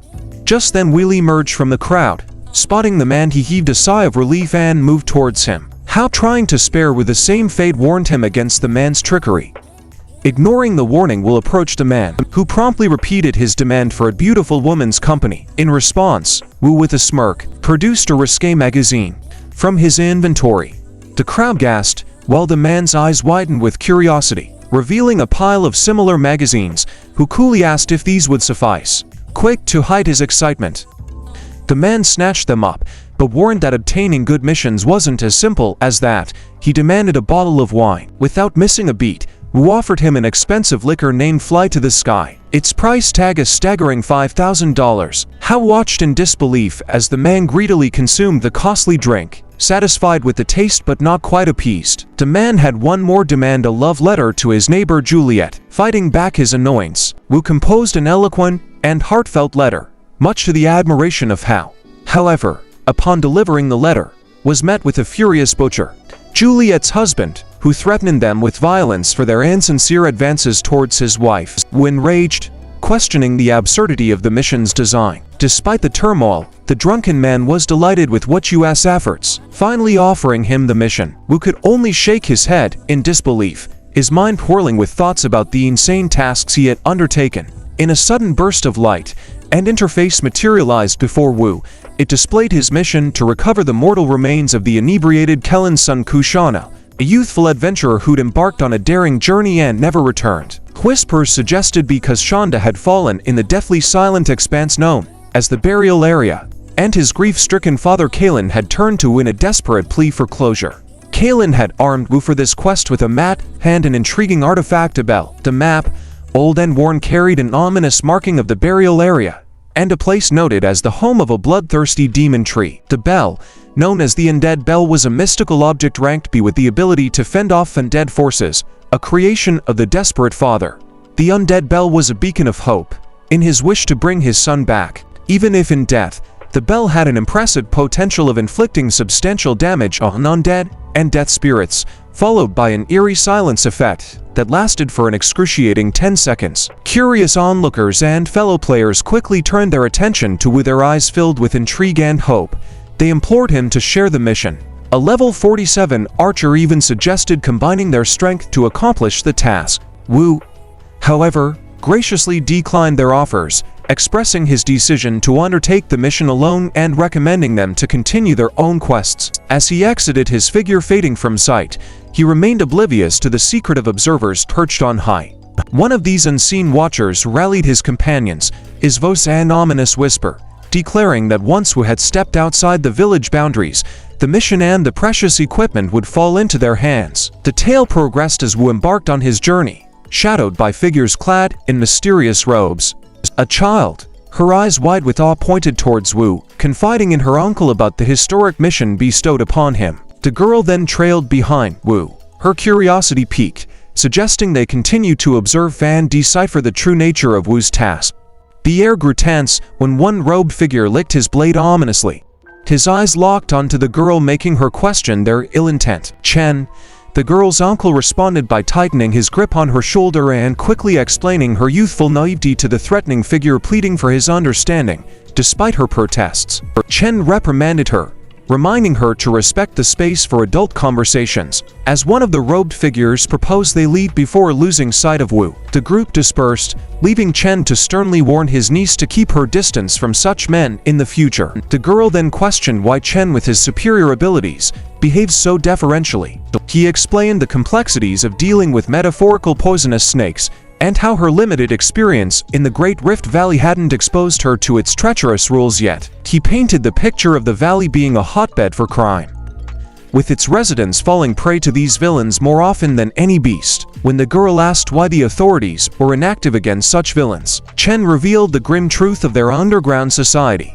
Surveillance, such as CCTV cameras, was near impossible to install, making monitoring and investigation efforts futile. The unsettling reality was that occasional deaths were a part of their norm, and those navigating the treacherous world of the Great Rift Valley needed to stay ever vigilant. He inquired, and the frightened girl affirmed that anyone who fell under the radar of these venomous serpents was in grave danger. Chen concurred, advising her that the naive or avaricious individual is bold enough to embark on such quests. Solo typically met a sinister end. He suggested that her be later will reach the ominous threshold of the mist fog forest. Tearing over his shoulder, Wu couldn't help but equate his pursuers with the symbolic poisonous snakes, wondering if they were scheming to strike. Stepping into the foreboding woodland despite the unnerving fog that blanketed the forest, impairing visibility, he pressed onward. An unseen foe knocked an arrow and let it fly towards Wu. With a quick sidestep, who barely avoided the missile and took shelter behind a nearby tree, his eyes scanning for the silhouettes of his attackers, of which he spotted for one of the men taunted the archer for his missed shot, nudging him to unleash the power of his snake cane. Unfazed, he assured his comrade of turning Wu into nothing more than ash. A blazing serpent emerged from the cane, barreling towards Wu and obliterating the tree he hid behind. Wu barely escaped, puzzled as to how his refuge had been exposed. Amidst his retreat, the archer ridiculed the cane wielder for his own failed attempt, noting the irony in his critique of his archery. While fleeing, Wu's instincts kicked in, signaling imminent danger. Activating his demonic eye, he sighted an enemy about poised to pounce, the predator dived, only to be intercepted by Wu's swift swordplay. In the heat of battle, the assailant speculated that Wu must be an assassin, given his adeptness at sensing covert threats. A man named Jane commanded the group to relentlessly assault Wu and prevent his escape at all costs. The archer then launched a flurry of arrows skywards. Wu disengaged from his adversary only to sense the impending danger above. Glancing upwards, he spotted the rain of arrows, and with split-second precision, he parried the closest ones. Their tactics became clear to him: distance attacks to hinder his movements, stealthy traps, and broad destruction. Despite his deafness, a couple of arrows found their mark, depleting his HP by 20 and 23 respectively. Wu made a hasty retreat, glancing at his map and acknowledging the synchronized assault of his enemies, a telltale sign of their long-standing alliance. Despite the odds, a confident smart graced his lips. His sprint was abruptly stopped by a towering tree barring his way. An enemy gloated at Wu's apparent deadlock. Wu shot back, arguing that their relentless chase forced him to run. The archer, furious, took aim at Wu, promising his impending doom, but Wu with an air of nonchalance dodged the arrow, causing it to pierce the tree. To everyone's surprise, the tree shuddered, its roots convulsing. It was the mythical guardian of the Mist Fog Forest, a level 40 to be ranked bloodthirsty demon tree with unique skills and puncture and bloodthirst awakened by the arrow's impact. As the tree's roots began to arrive, the archer's earlier bravado dissolved into sheer panic. In a desperate plea, he implored their leader John to aid him. As the menacing gaze of the enemy leader bore down on him, the archer's calls for help echoed with increasing urgency, one of his comrades' quest. Without missing a beat, the staff-wielding warrior sprung into action, brandishing his snake's staff. However, in a cruel twist of fate, he accidentally injured the archer. As the enemy's onslaught began, the archer demanded an explanation for his companion's seemingly traitorous act. They revealed the boss's attention had been inadvertently drawn to him. Therefore, once he was dispatched, the boss's focus would naturally shift to the next nearest combatant. The archer met his end consumed by the boss, who swiftly took on a skeletal form. Meanwhile, his compatriots coolly explained that the sacrifice was part of their plan to avoid direct encounter with the boss. Next, the venomous snake sought escape under Wu's watchful gaze. Wu had anticipated this display of survival instincts, where the snakes would forsake their own kind to save themselves. Amid their retreat, John was alerted to an unexpected development. The staff wielder explained that surprisingly, the boss was not targeting the child but him. The ground ruptured under the relentless pursuit of the boss's deadly roots. Suddenly, the roots broke through the surface, coiling around the group, and launching a surprise attack. The staff wielder, caught in the root snare, pleaded for John to quickly devise a strategy to save him. In the nick of time, just as the staff wielder braced himself for an attack, the stealthy assassin activated his cloaking ability and announced his departure with a taunt. In a shocking turn, the roots pivoted and ensnared the assassin, draining his life force and leaving behind a skeletal husk. The staff wielder, struggling to regain his footing, predicted their dire fate. John observed an interesting pattern. The boss had initially bypassed both Wu and the staff wielder, instead targeting the fleeing assassin Zhou Xiao. This observation led him to believe the boss's attacks were not exclusively aggression-driven. He hypothesized that the boss used wave-like senses to target its victims, indicating that remaining stationary might prevent detection and subsequently attacks. Furthermore, Zheng noticed that Wu, who had been utterly still, was left unscathed. He inferred that Wu must have already figured out the boss's attack modus operandi. Zio's terrified screams brought Yung's attention back to the immediate danger. As he attempted to escape, a hostile root tailed him, ready to strike. John shouted a warning to Zhou, advising him to halt movement to avoid an attack. Heeding John's advice, Zhou froze, and to his relief, the pursuing root also ceased its chase. John then strategized for Zhou to unleash his flame snake on Wu, who was conveniently positioned at the boss's core. In a flurry of fury, Zhou commanded his snake cane to attack Wu, voicing a fatal curse.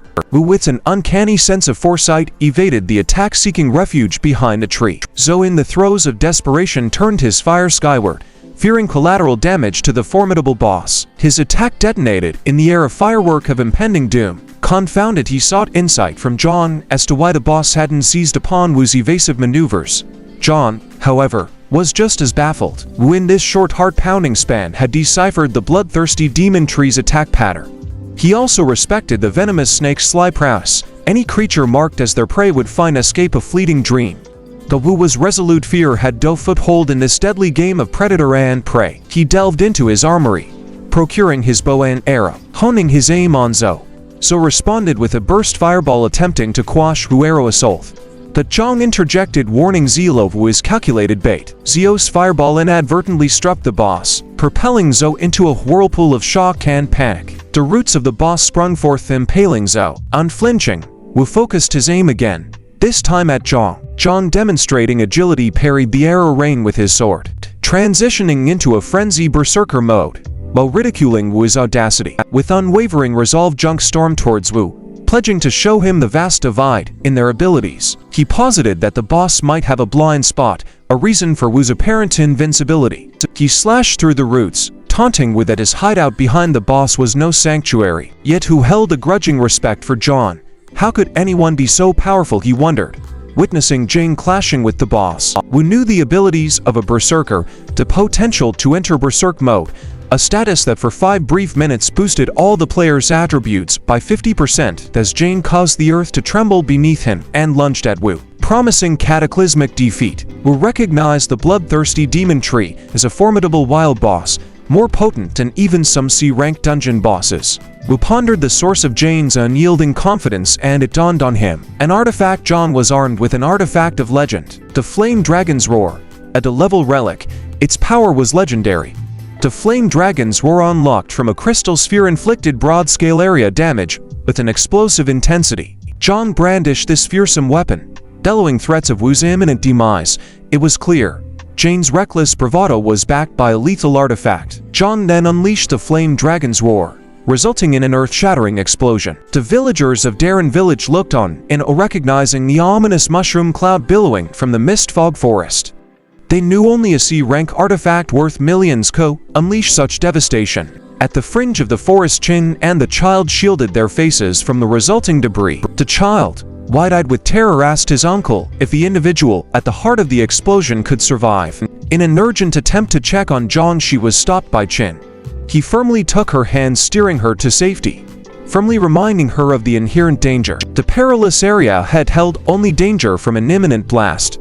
Meanwhile, the bloodthirsty demon tree ignited with fierce flames, and Zhang was a fallen figure nearby, who, standing at a safe distance, paused for a sip of water. Acknowledging the fate he had narrowly avoided, he had recognized the menacing power of the artifact far more threatening than the boss itself. Zhang, much like a cunning snake, had chosen to forsake his allies rather than risk using the artifact that could have ended him too. As Wu approached the stricken Zhang, he noted his impressive collection of magic crystals. Suddenly, Yong's hand whipped out in a swift attack.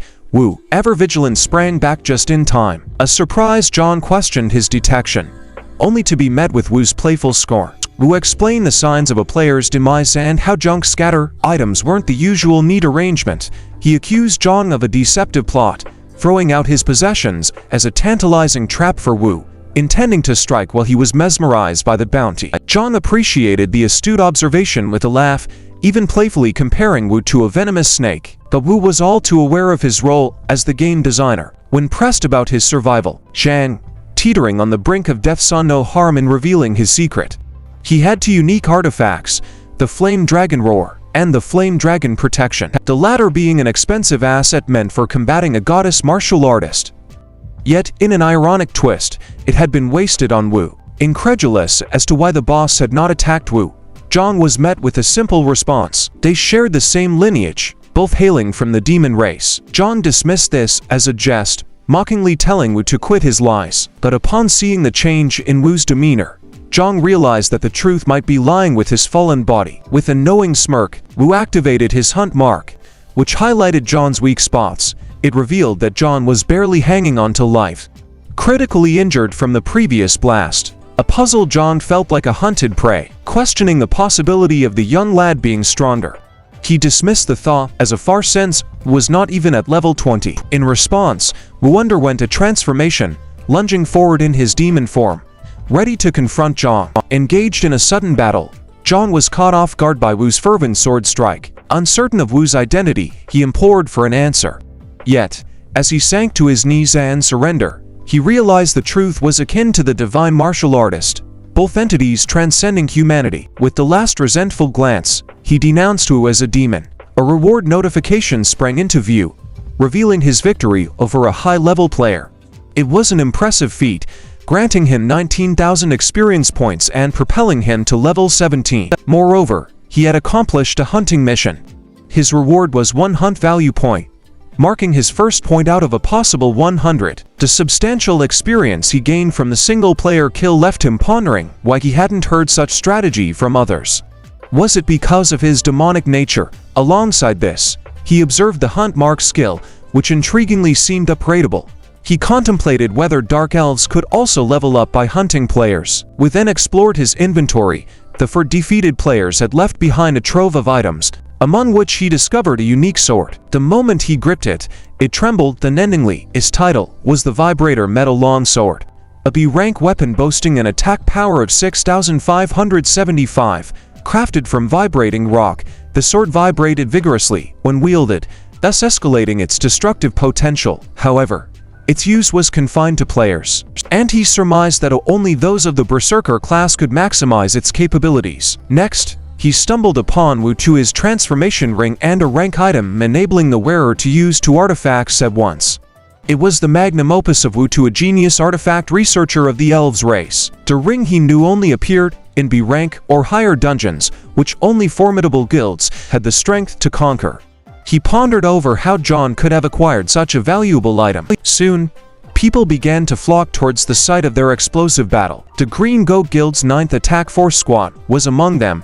Their leader was notified about a wild boss attack. The discovery of 4 player corpses left them stunned, but seeing John sprawled on the ground elicited a gasp of disbelief. Recognizing the fallen player, he could only utter, "My little brother." Word soon spread that the guild leader sibling, who had been averse to dungeon raids, had become a notorious poison snake. Despite exploiting his elder brother's position and receiving rare equipment, Junk's defeat to a wild boss was baffling. An urgent report from one of the men relayed the unsettling news. Their entire inventory had been plundered. The leader, piecing together the puzzle, recognized the grisly work of a wild boss in the 3 lifeless bodies before him. Yet something was off. Jenk's chest bore a wound that spoke not of beastly claws, but have a keen weapon's edge. Swiftly, the leader instructed his team to alert the guild and initiate a hunt for any lurking suspects in the vicinity. Amidst this chaos, a new scene unfolded. Wu, standing before the entrance of the burial dungeon. This was a single-player challenge, a test of courage and skill ranked at C difficulty. Pushing the ancient gate ajar, Wu ventured into the first floor, ominously known as the Corpse's Corridor. A voice filled with disdain branded him an intruder, threatening him with severe consequences. In response, the skeletal remains lining the corridor stirred to life, coalescing into formidable foes: a level 27 warrior, a level 26 spearman, and a level 28 archer, all crafted from bone. This deviation from Wu's original design was glaring. The first floor should not have housed such potent skeletal adversaries. A chill realization dawned on Wu. Once again, the system had meddled with his game data and codes. As the skeletal warrior raised its weapon for the first strike, Wu parried with his blade. The force sent shockwaves through him, cracking the ground beneath and nearly toppling him over. Such power in a mere skeleton was baffling, while Wu grappled with the warrior. The spearman seized the opportunity to strike from the flank. Wu narrowly dodged the attack with a mid-air leap. From afar, the skeleton archer ready to narrow, capitalizing on Wu's vulnerable state. Wu, cognizant of his disadvantage in the constricted corridor, IB arrows zipping toward him. With swift reflexes, he deflected it, yet the sheer force propelled him backward. Crashing into the cold stone wall, he marked the archer skeleton for termination. Despite the looming challenges, retreat was not an option. He weaved past his bony adversaries to confront the archer first, a swift decapitating strike down to the archer skeleton with Wu's blade connecting at the weak point and inflicting 360 damage. A bonus effect from his weapon tacked on an additional 430 damage. As the skeletal remains crumbled, he bagged 300 XP and bumped up his hunt value by 1. A timely notification chimed in stating his boulder's cursed sword had absorbed the skeleton archer's soul, boosting his soul power to 1 out of 20. Each increment in soul power conferred a 1% power bonus and 2% death spirit's magic resistance. Understanding that his sword's special effect delivered more punch than a standard weak point strike, Wu found his low level hampered his overall damage output. His immediate goal was to power level and neutralize the spearman skeleton next. With the ghost of a smile, he sprang toward it, weapon at the ready. In mere moments, he had felled the remaining skeletons. The daunting foes were less intimidating once he discerned their attack patterns. Victory was not a matter of brute strength, but of strategic understanding. Suddenly, the mound of skeletal remains stirred once more. Whirling around instinctively, he detected an eerie change in the atmosphere, only to find skeletal figures hiding in the shadows. It seemed they were intent on resurrecting their fallen brethren who had launched a surprise assault. Yet within moments, he had them cornered against the wall. The realization dawning that these were no ordinary skeletons. They were conjurers capable of summoning skeletal soldiers. He seized the opportunity, commanding them to conjure more skeletal warriors to fuel his quest for power. An uncanny smile spread across his face as he taunted them, inquiring if his commands had been heard. With a show of might, he flung a skull into the crowd, racking up considerable experience points. Battling wave after wave of skeletal foes, he soon reached the milestone of level 20, unlocking an enhancement for his marking skill. His aptitude for detecting vulnerabilities increased by 10%, and he could now mark two foes simultaneously. Serving his enhanced status, he mused that his inherent demonic abilities, coupled with his unique status as a demon hunter, made him a formidable match for even a level 30 player. His confidence and taking on Yang in combat was bolstered. However, in an unexpected twist, the skeletal mages chose suicide over submission. The idea of such creatures possessing the capability for self-destruction left him dumbstruck. With a sigh, he acknowledged the end of his experience grind and veered towards another gate, primed to conquer the next level. As he shoved open the gate, a scene of bone-strewn chaos awaited him. Among the remnants, he spotted the remains of Catriona. Abruptly, torches sprang to life, illuminating the surroundings and revealing his location. Floor to the infamous Death Plaza. Looming before him were fully armored knights of levels 37 and 38, and a formidable skeleton lord whose level was unknown. The sudden slamming shut of the gate behind him sent a shiver of fear down his spine. Hadn't the ultimate adversary been rumored to lurk on the third floor? In frustration, he recognized the system's sly trick. Not only had the subterranean creatures been modified, but the dungeon's denizens had been reshuffled too. It was no longer the labyrinth he had created. One of the knights brandished its sword. He retaliated in kind, but found himself only able to divert the blow. The force was too much for him, compelling him to strike back at the knight, only to discover that his attack did nothing. The knight's invincibility left him stunned. He activated his hunt mark, but a system alert notified him that there were no vulnerabilities to exploit. The knights, he realized, were adorned another weave armor, a prized creation of the elf tribe. When a knight lunged, he tried to parry, but the raw power behind the strike surpassed the skeletal foes he had previously defeated. Unable to fend off the blow, he was thrown back, a searing pain radiating from his abdomen that left him coughing up blood. Surveying the undead adversaries before him, he found his mind wandering to the ill-fated inebriate, whose journey had tragically ended here. The armored knight marched forward, halting mere steps away, prompting him to ponder the grim prospect of his life ending in this ominous dungeon. He mused over the perils and life-threatening risks inherent in navigating such dark labyrinths. Undeterred, the knight charged, launching an unyielding attack. As he collapsed, he could feel the rhythm of his heartbeat fading into oblivion. He was so drained that even the act of standing seemed Herculean. His mind turned with the fear that his journey may have reached its final chapter. He visualized the faces of Ma and Mang, offering them a silent apology. The abrupt beat from his monitor confirmed his worst fears. His primary heart had failed. In response, his demonic secondary heart was triggered into action. The demon heart was now active. He found himself sprawled on the cold floor under the watchful gaze of the knights. As one prepared to deal the deathly blow with his sword, he snapped open his eyes and sprang to his feet. His fists connected with the knight's midsection before the sword could reach him, his taunts echoing around the chamber at their slow reflexes. The knight stumbled backward, clashing into the others and causing fragments of their faces to scatter. His scream informed him that with each beat of the demon heart, a 50% boost was granted to all his attributes. Fear was no longer a part of his emotional palette. His strength soared to 70, to agility to 53, physique to 21, wisdom to 19, nonsense to 20. Empowered and lighter, he realized that the demon heart's enhancement would be his weapon against the berserker knights.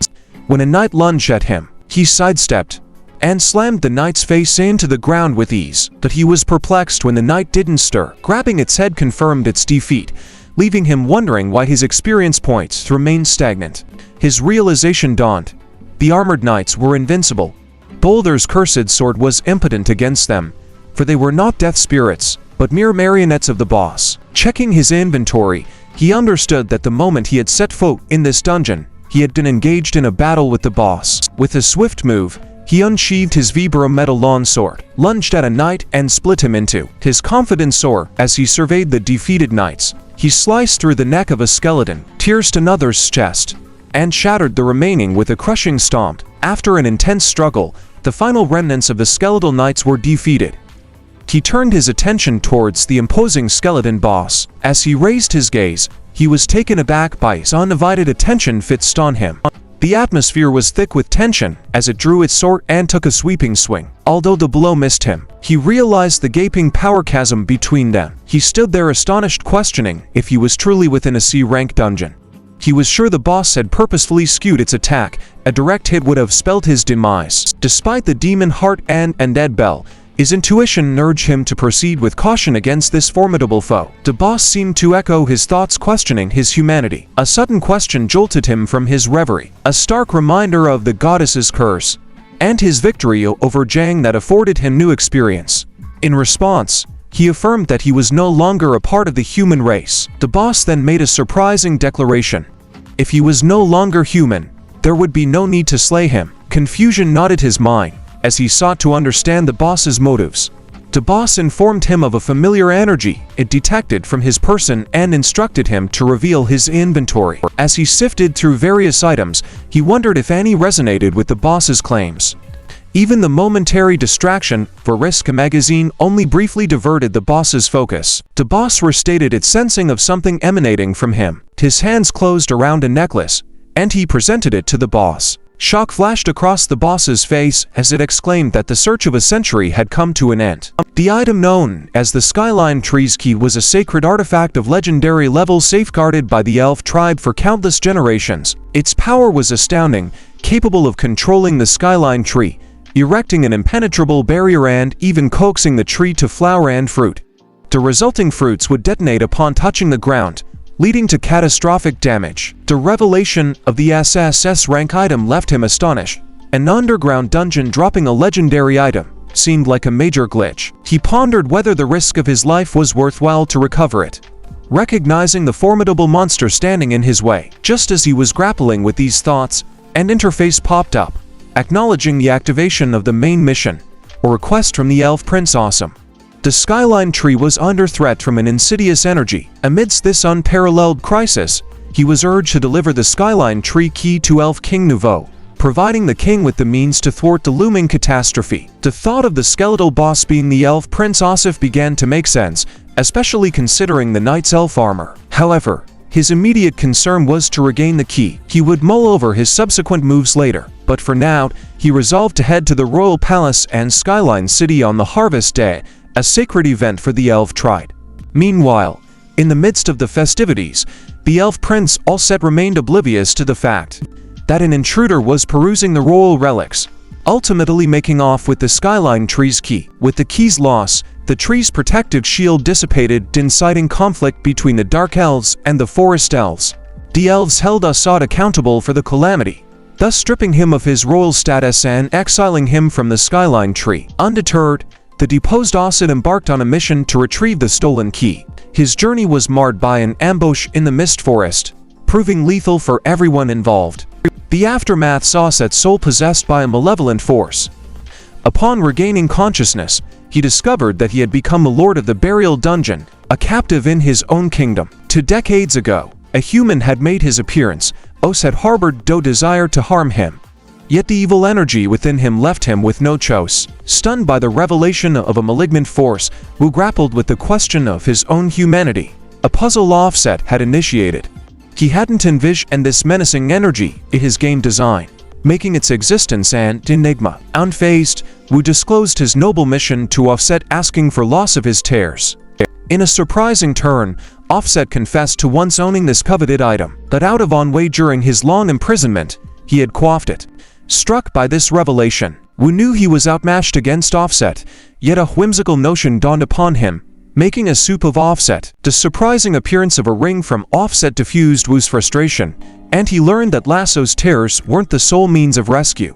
Offset expounded that Lasso's tears potent as they were carried side effects, while the root ring might serve better. This fabled ring forged from the skyline tree's roots by woodland elves endowed the bearer with a shield against all ailments. Astounded Wu marveled at the invaluable artifact. Acid with a nonchalant air stated the ring's obvious worth. Overjoyed, Wu expressed that the ring surpassed Loss's tears and its potential. Offset agreed to bequeath the ring to Wu, but a tasker waited Wu in return. Offset yearned for liberation. The souls ensnared alongside him in the burial dungeon, loyal followers who shared his fate needed freeing by the undead bell. Wu, torn, argued that the bell's ringing might obliterate the souls eternally. Unperturbed, Ast accepted this possibility, acknowledging their once-lived existence, but grudgingly understanding the undead bell's necessity. Yet distraught at using such a significant artifact in these circumstances, Wu summoned the courage to bring it. The luminous light that erupted enveloped the spirits, and as the glow dissipated, so did they. As their prince bade goodbye, Offset offered his brother Dean a final farewell. His loyal spirits at last found solace escaping their gloomy dungeon confinement. Wu questioned Offset's perpetual existence despite being a specter. Offset's enigmatic response indicated that his formidable strength had evaded the undead bell sweep. Concerned about his entrapment within the dungeon if Offset remained, Wu received an unexpected solution. Offset could simply conjure a transportation gate, which he promptly demonstrated. With the last request, Offset handed Wu a letter to be delivered to his father if their paths ever crossed. Stepping onto the transport gate, Wu gradually vanished, leaving Offset in solitude. Reveling in his privacy, Offset produced a hidden book, a provocative magazine. Excitedly flipping through the pages, he bemoaned his confinement, lamenting the missed opportunity to marvel at the world's beauties, evidently superior to the palace's elf maidens. In his mirth, Offset forgot a critical detail. The transport gate's destination was a wild card. His uncertainty about Wu's landing site heightened the suspense. In the aftermath of the goddess martial artist's disappearance, dark elves breached the humans' defensive line, heralding the commencement of a sinister offensive. In an unparalleled maelstrom of conflict, a gigantic eagle swooped upon a beleaguered man crying out for his captain's aid. Just in the nick of time, the captain Li Zhongyan, a stalwart figure from the Goddess Martial Artists Guild's second defensive team, intervened with a swift, forceful elbow. He sent the eagle crashing onto the ground. Resolute despite the danger, Captain Li extended a hand to his comrade Zhang Hao, offering solace amidst the chaos. Grasping Li's hand, Hao conveyed the grim news of their allies' demise, losing An Zhangzi. Despair dripped from his words as he pondered the futility of a war fought against adversaries lurking unseen, masterminding monstrous pawns. Despite the bleak outlook, Li emphasized their obligation to uphold humanity's bulwark until their leader's return. How tears tracing tracks down his face brought to light their leader's prolonged absence and the creeping dread that was settling in. In a dire prophecy, he voiced his fear that their end was inevitable without their leader. Abruptly, a single crimson petal drifted into view, followed by a rain of identical petals, perplexly traced their path back to the towering skyline tree, right as a dark elf signaled to retreat. As the enemy forces withdrew, human soldiers were left puzzled and shocked in their wake. And animated Hao announced the elven retreat to Li, rejoicing in their unexpected reprieve. Li, however, was confounded by this strategic move, considering the elves' clear upper hand. Suddenly, the tree's flowers matured into fruit that began to split and plummet. One such fruit rolled to Hao, who picked it up out of curiosity. Sensing imminent danger, Li shouted a warning, but it was too late. The fruit glowed a sinister red. In the nick of time, Hao hurled it away. The fruit exploded, gouging out a massive crater. As the remaining fruits ignited in a chain reaction, panic engulfed Hao, who cried out in fury, casting blame on the retreating elves. Concurrently, in the Forsaken Land, known as the Deceased Country, a transportation gate materialized, from which a cautious figure named Wu emerged. Confronted by a spectacle of fog, colossal tree roots and looming structures suspended from these roots, Wu was taken aback. Observing this bizarre landscape, he wondered whether he was deep within the skyline tree or in the sacred realm of the elf tribe. The shocking realization hit him hard. He was in the Deceased Country, a high-difficulty dungeon designed for a 20-person party. He cursed the skeleton asset for teleporting him to such a place. His attention returned to the dangling structures, and to his astonishment, one began to stir. As the enclosure broke apart, Wu found himself face to face with a formidable level 51 death elf warrior. As the monstrous creature lumbered towards him, its form eerily fluctuated, shaping its limb into a lethal weapon. Springing up with uncanny speed, it lunged at him. Although he managed to deflect its onslaught, he trembled, recognizing the cavernous disparity in their strengths. Invoking his title of Wolf Hunter, he activated his hunt mark, amplifying his offensive might by a meager 7%. With a surge of adrenaline, he counterattacked, only to discover that this creature was a corpse, lacking any clear vulnerability. It was then that he spotted the crimson line tracing its spine. As it snapped its jaws at him, he understood that his only chance of victory was severing this crimson lifeline. With a mighty sword thrust, he repelled the creature and leapt behind it, slicing the red line. As if a puppet severed from its strings, the creature fell, and he was rewarded with a windfall of experience points. Astonished by the experience haul, he realized the secret to efficient victories, unearthing and exploding weaknesses. His thrill, however, was interrupted by a sobering thought. The crypt of the fallen kingdom was notorious for its time constraint, a place where the living mustn't disturb the dead. If he lingered too long, he would be forever damned. Suddenly, a disquieting noise echoed from the rutan objects around him. Whirling around, he saw them cracking open, revealing more death elves. The prospect of a group attack sent a shiver down his spine. He was barely able to combat one, let alone several frantic he prayed to offset for extraction, while the oblivious deity was absorbed in admiring the physical forms depicted in a magazine.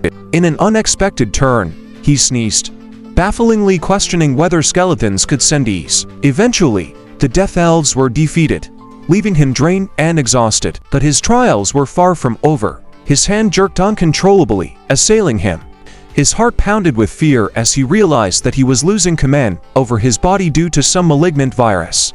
If this corruption pervaded his entire body, he would be trapped, never able to leave. In his desperation, he recalled the ring gifted by Offset. Suppressing his rebellious hand, he concluded that the tree, being an offshoot of the skyline tree, could resist this corruption. As he slid the ring onto his rogue hand, the virus instantly disappeared. Looking at his hand with a mix of relief and exasperation, he wondered whether the mischievous skeleton prince had deliberately thrust him into this predicament. But his troubles were unrelenting. The objects dangling from the tree stirred once more, and a fresh horde of death elves sprang forth. Just as he braced himself, embracing his demonic form for a counterattack, a radiant pink light blasted the elves. Stunned, he watched as the light reduced the elves to ashes. He found himself captivated by this powerful light. Curiosity piqued about its mysterious source. A silhouette materialized amidst the light, taking the form of a divine female martial artist, the reputed goddess. His heart pounded in relief, although curiosity tinged his gratitude. What was she doing here instead of battling on the front lines? The mystery compounded when the goddess angled into a combat stance with him as her target. Startled, he threw his hands up in confusion, his mind racing to understand her hostile posture. In a cruel twist of fate, he realized the ramifications of his demonic form to the goddess. He was not a friend, but a foe. Fending off the earlier undead was one thing, but contending with the goddess, that was tantamount to courting death. She remained on guard, scrutinizing him, until her sword finally relaxed. A strange recognition flickered in her eyes as she studied the demon, feelings of familiarity clouding her thoughts. She somehow felt connected to this creature, to this Wu. Meanwhile, in the austere Player Management Association building, Being Yun presented a grim report to Lei. The recent explosion had resulted in an alarming toll on their players. The Goddess Martial Artists Guild had suffered a staggering loss of 166 members, with another 280 having their fighting spirits snuffed out. The Lightning Dragon Guild to mourn 5 leads and saw the morale of 102 members shattered. The Green Sheep Guild reported 30 casualties and 72 members who no longer had the heart to fight. The Yun Tang Guild, smaller in size, still recorded 13 deaths and 51 warriors devoid of spirit. They'd lost the front line, and survivors had found refuge in the quaint Darren village nestled within the Great Rift Valley.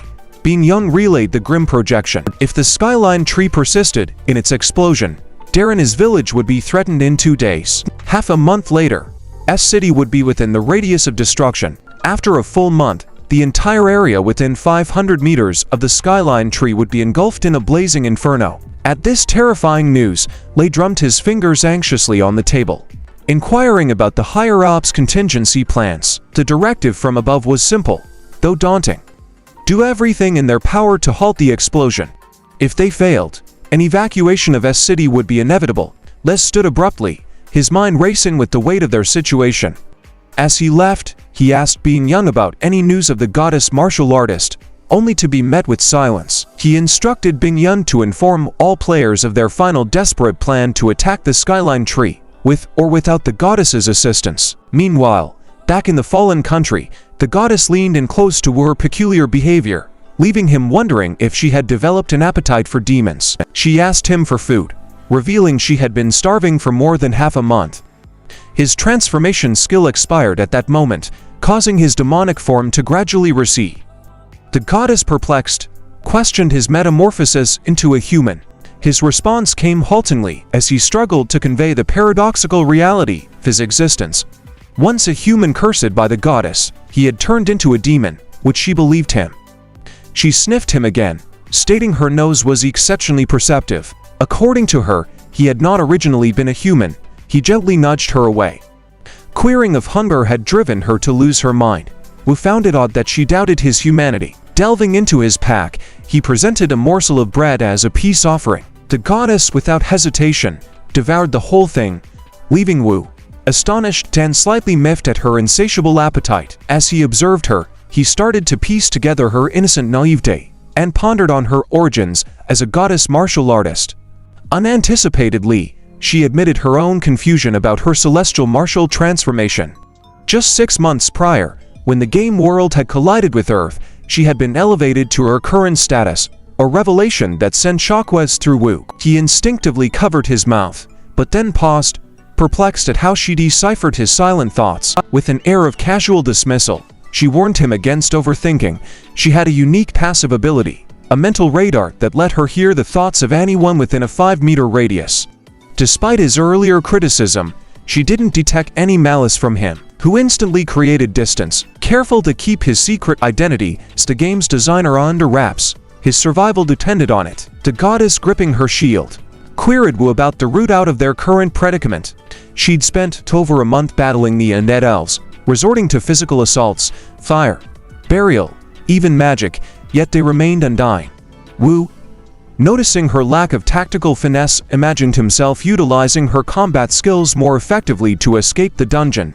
He informed her that they were in, when she asked him about the boss's whereabouts, revealing that she'd never once encountered it during her time there. Wu pointed skyward, hinting that the boss resided at the pinnacle.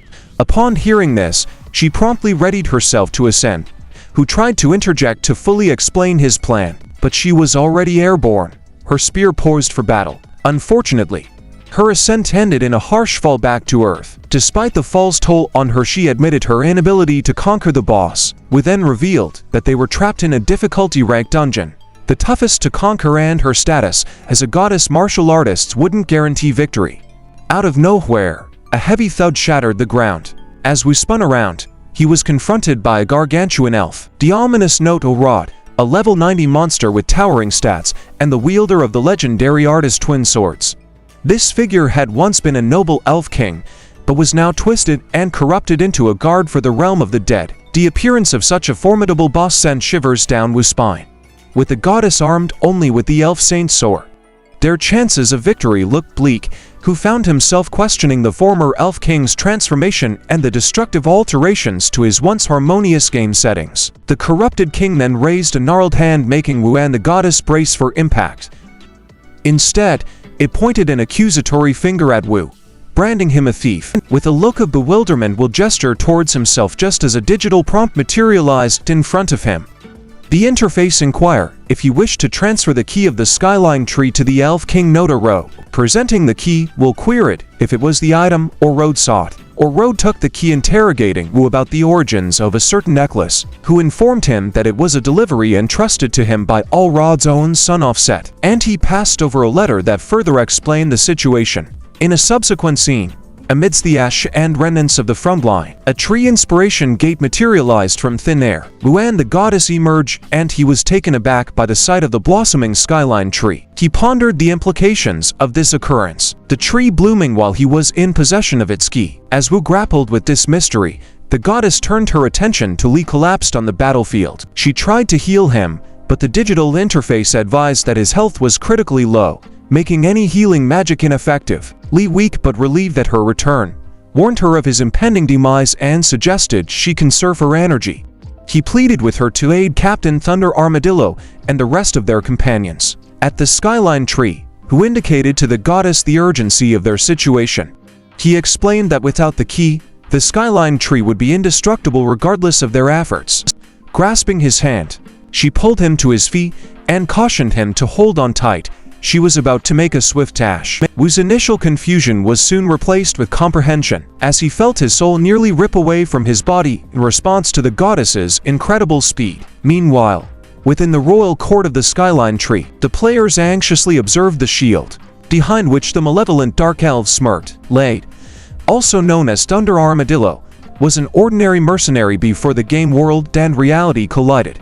Endowed with the power of the lightning god, he used this gift to rule over other factions. As the top dog of S-City's player association, Lei struck the shield with his lightning dragon fist. Only Tukazum Minor Fisher, the leader of Yun Tang clan Zhang Kai, launched his own attack against the seemingly impervious shield. Infuriated, he condemned the Dark Elves for their cowardice, chiding them for their reliance on a shield they themselves couldn't breach. Dark Elf King Noto Luka, a level 80s ranked character who wielded an iced lizard sword, was the fallen brother of Elf King Noto Erode. Luka, having chosen a path of malevolence, transformed into a dark elf, taunting the human players. He boasted that without the Skyline Tree's key, they could do nothing but watch as the Skyline Trees raise their world. John boldly proposed a fair duel to Luka, who dismissed the challenge, claiming a mere human was beneath his attention. Incensed, John threw verbal daggers at Luka, but was suddenly disrupted by an unexpected arrival. The goddess with a visibly winded Wu Hantou put an end to her sprint, as the players relieved at her presence questioned the identity of the frail figure she carried. One among them recognized him as Wu, the rabbit hunter. Much to the astonishment of everyone present, it appeared that Wu had crossed paths with the goddess who had taken it upon herself to save him. Li was full of admiration for Wu's resilience, pondering on when he had formed an alliance with the divine entity, who made a quiet Wu to himself, deciding against being carried by the goddess in the future. The ordeal had left him feeling like his nerves were afraid to their limits. Upon seeing the goddess, John extended a warm welcome, imploring her to wield her spear and shatter the enclosing barrier. Luka voiced his doubts regarding her escape from the land of the departed, skeptical that she had managed to defeat the Elf King. Noticing the key to the skyline trees hanging nonchalantly around Wu's neck, Luka's eyebrows shot up in surprise. Wu unsheathed his sword, causing whispers to ripple through the crowd. They began to suspect that his intentions were less than friendly. They couldn't fathom why Wu, the rabbit hunter, would dare to challenge a barrier that not even the powerful Thunderlay could destroy. Upon seeing the key, Luka hastily ordered the Dark Elves to stop Wu. Before they could react, however, their fellow warriors, livid and hungry for revenge, defended Wu and launched an attack on the elves. They were determined to vanquish the cowardly elves in honor of their fallen brethren. Moments later, Wu found himself standing in the royal court, located within the sacred Saint Relic Hall. He returned the necklace to its original place, causing the interface to materialize before him. Upon verifying his identity, it informed him that the Skyline Tree was operational and asked if he wished to deactivate it. Without missing a beat, Wu chose yes, despite a warning about the possibility of its complete destruction. Upon asking a second time, Wu remained resolute in his decision. The Skyline Tree's radiance painted a picture of awe on the city streets. The petals shimmered with such a brilliance that people couldn't help but wonder about their magical origin. A mother and her daughter, especially captivated by the spectacle, wished they could make a wreath from the enchanting petals for the girl's father, Li Zhongyun, the commander of the 2nd Offensive Team. Elsewhere, Ma was attentively looking after Mun. 2 weeks had passed since Wu's departure, and Mun gazed out the window with a concern etched on her face, wondering about his safety. The Skyline Tree was in full bloom, but as it shed its petals, stood naked, yet the spectacle remained undeniably majestic. In the meantime, Zhonglei and the goddess kept their eyes trained on Luca. As the goddess tried to break through Luca's shield with her spear, Lei joined the assault with his lightning dragon fist. Lucas scoffed at their attempts, stating that despite having been blessed with the thunder god's power, Les was still a mere mortal incapable of wielding the deity's full might. But to Luca's astonishment, Lei managed to break through his shield. As he felt his power draining, fear seized him. He couldn't fathom why Wu had control over the skyline tree. His protective shield began to dissolve slowly, and in his incredulity he shouted in denial. Seizing the moment, the goddess lunged at Luca with her spear. Even as he continued to deny his predicament, as the mighty tree's limb shattered, tumbling down in a cacophony of cracking wood, the players looked on in shocked silence. The earth beneath them began to split and crumble, causing a swift command for retreat to ripple through their ranks. News quickly spread that the monumental skyline tree had fallen, marking a resounding victory for humankind this round.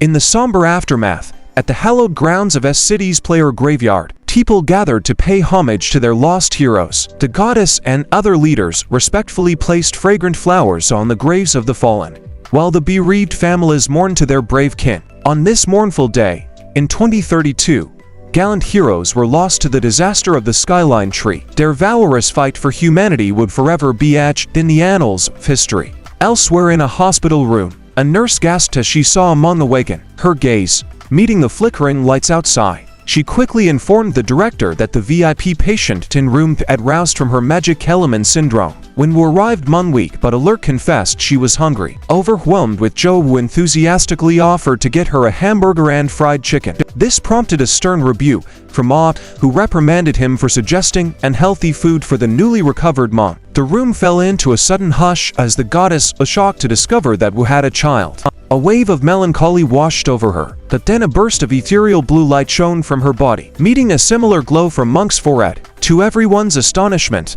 a mysterious woman stepped forth from Ang's body. When I accused Wu of causing this, the woman retaliated, causing me to crumble to the ground. The enigmatic woman then commanded the goddess to enter the room.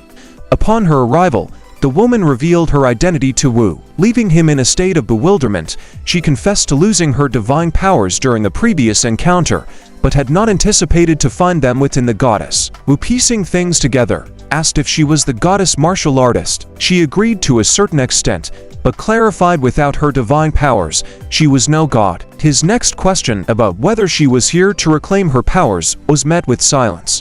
Instead, she leaned in, whispering ominously that the game had started anew and survival meant victory, no matter the cost.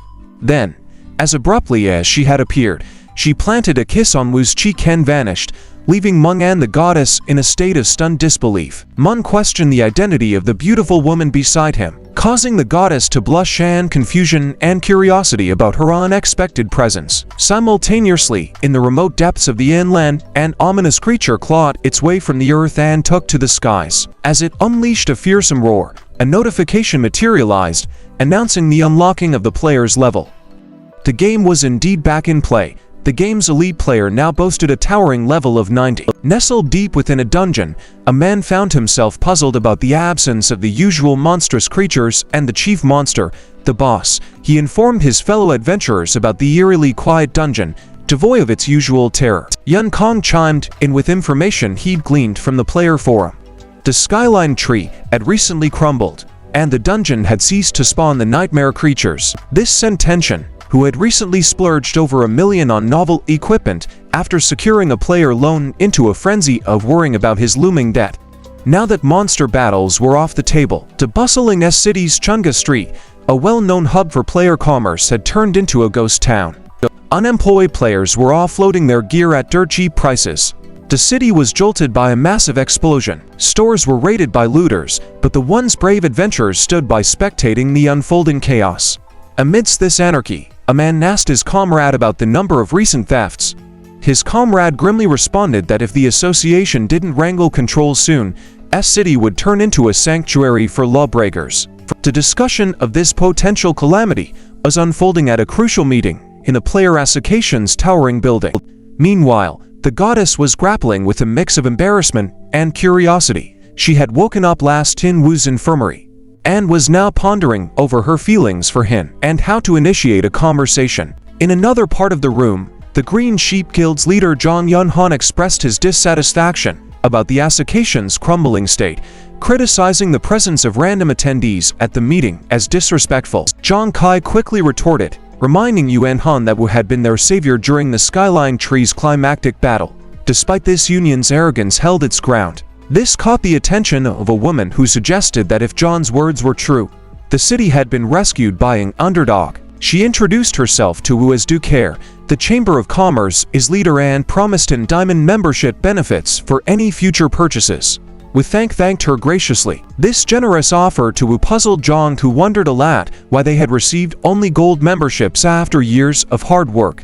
Care responded cheekily, implying a potential interest in Wu. This sparked the goddess's anger, who quickly reminded Care about Wu's daughter. Unfazed, Care countered that she was well aware that Wu's daughter was adopted, and that Wu was technically single. A third-party tier couldn't resist teasing the goddess about her unusual interest in Wu's personal life. Yun-han, angered by the unfolding drama, labeled Wu as a freeloader, attracting stern glares from both the goddess and Kier. Wu, meanwhile, was regretting his decision to attend this meeting, an invitation to which had been delivered by late just 2 days prior. Less confidently shared with the gathered attendees that they would receive the association's top-notch privileges, along with a monthly stipend of $50,000. Wu, filled with relief, relished the thought of being free from the constant hunt for monsters. Meanwhile, in the icy expanse of Greenland, players engaged in heated debates over the execution of a jackalope. Life had grown grimmer following the collapse of the Skyline Tree. Weapons had lost their worth, and monsters had become scarce and elusive. Lei initiated the meeting, assuring everyone that they were ready to begin. Being Young set a dramatic scene by projecting a video teeming with formidable flying beasts and gargantuan creatures laying siege to players. Cure identified the chaotic battleground as the country's notorious Deep Abyss pit hole. Thing Yuan verified her suspicion, likening the pit to the fallen Skyline Tree for its influx of high-level monsters and pronouncing it the new primary battlefield. Adventurous players from all over were converging on the pit in an act of solidarity. Jong, rested and concerned about the fate of his guild, implored the group to join the fray. Yun-han took a jab at the association's delayed reaction, revealing that an international player had already infiltrated our city a month prior. Didn't see that the revelation, sharing a tense glare with Yun-han caught in the crossfire, was John, while Jong detected Yun-han's provocative intent. A month prior, within the command center of H County's Abyss Pit Hole, Shi Young-jun, the H Country Player Association's leader, somberly disclosed that they had lost control of 3 cities. He pointed out that Z Country's players currently held the highest levels and wondered why they hadn't sought their help.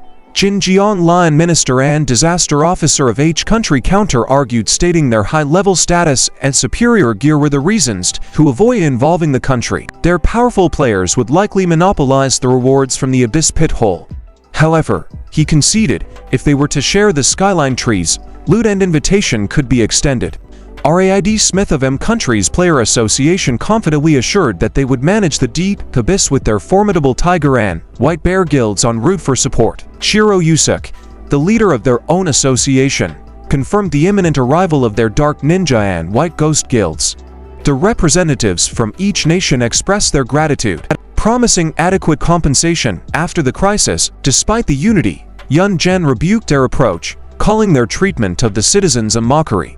He warned them of the regret they would feel for not involving the country. He also reminded Unison of his position, emphasizing his power to revoke Yuan Zhen's title as clan leader. Yun Zhen, taken aback by the declaration, abruptly exited the meeting. Meanwhile, within the walls of S City's Player Association building, Being Yun unveiled that their side had reached out to H County more than thrice for negotiations. The opposing faction had triumphantly claimed the skies, plundering an impressive array of riches and items. Their price for access to their island was steep, half of the acquired spoils. The audacity of this demand sparked rage and John, the pain of the losses it had incurred to secure these items raw and fresh. John demanded answers from Lei, questioning their summons and seeking a solution to this impasse. Lei, the eye of calm within the storm, gently reassured John, promising that their gathering had more to discuss, that a resolution was within reach. Lei them back into Being Young to unveil the truth. Being Young in turn played a series of disturbing videos. The haunting images showed the Deep Abyss Black Dragon Kobodo wreaking havoc, decimating entire cities. People were seen fleeing in terror, losing family and friends, abandoned amidst the ruins. The supposed heroes, the players, were retreating and panic.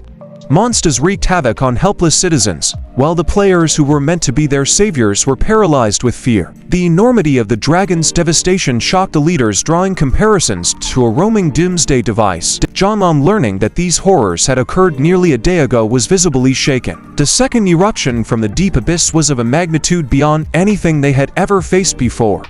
The fallout from this eruption was cataclysmic. 3 cities had been wiped off the map. 8 top-tier guilds annihilated, over 6,000 players demoralized to the point of surrender, and a staggering 350,000 lives lost. The room fell into a solemn silence at the revelation. Lei then broke the silence, highlighting that the remnants of the war were still very real, with each association bearing significant scars. He conveyed the unsettling reality that if the situation persisted, each city would crumble entirely within 3 months, causing severe national consequences. Lei then signaled a change in the discussion, introducing a special guest. The newcomer was none other than Chi Jun, the leader of the H-Country Player Association. John, upon seeing him, immediately accused Jogan of seeking their aid only after suffering a crushing defeat. Les swiftly stepped in, stating that Yuan Jun had been pleading for their support for over a month. It was then announced that they had decided to lend their strength to each country, as the goddess martial group had reached an agreement and was mobilizing an expeditionary force. Yuan Jun humbly implored them to help save his homeland.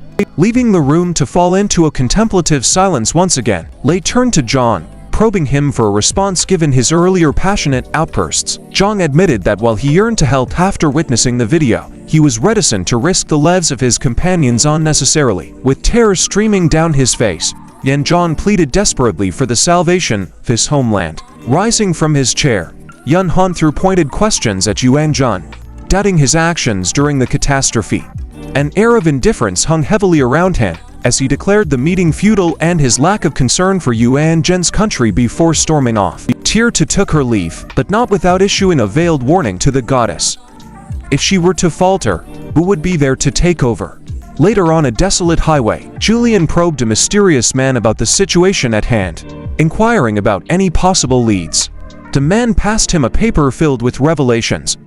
They had clues, he said, even identifying the likely culprit behind Brother John's untimely death. The revelation was a shock to Yuan Han, recognizing the face in the picture. It led the man to ask whether Yuan Han knew this person, to which Yuan Han admitted having met him in a meeting. The man's investigation had unearthed more than just a name. It was a twisted tale. The man shared with Yuan Han that this person went by the name of Twang Wu. Nearly 3 months ago, Wu was but a greenhorn in this world. However, he had earned a peculiar title, the Rabbit Hunter. His fear of death had led him to hunt only horned rabbits for half a year, earning him the moniker. After a system notification, the Rabbit Hunter's behavior changed. He left his rabbit hunting days behind. And more curiously, he was now part of a specific team. What was even more astonishing was that Wu took only 2 days to complete the Drunkard's Chain mission and earn the historical rank mission. This brought John Chiat his attention onto him. By the time Tianyi reached Wu, however, he was already dead. Was who the murderer? Yuan Han pressed the man. Once could be an accident, twice a coincidence, but the third time, the man asserted, meant something more ominous. He expressed his suspicion that Wu was linked to the enigmatic raid god.